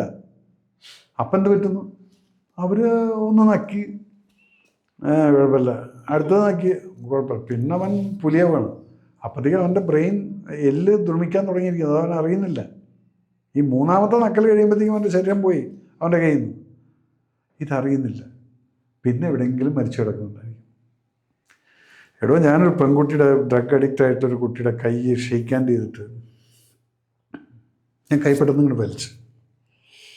കാരണം നമ്മളറിയാത്തൊരു ഷോക്കായിരുന്നു എനിക്ക്. ഞാനത് ഒരിക്കലും എക്സ്പീരിയൻസ് ചെയ്തില്ല. ഒരു ആളെ നമ്മൾ ഷേക്ക് ഹാൻഡ് ചെയ്യുമ്പോൾ സോളിഡ് കൈയായിരിക്കും.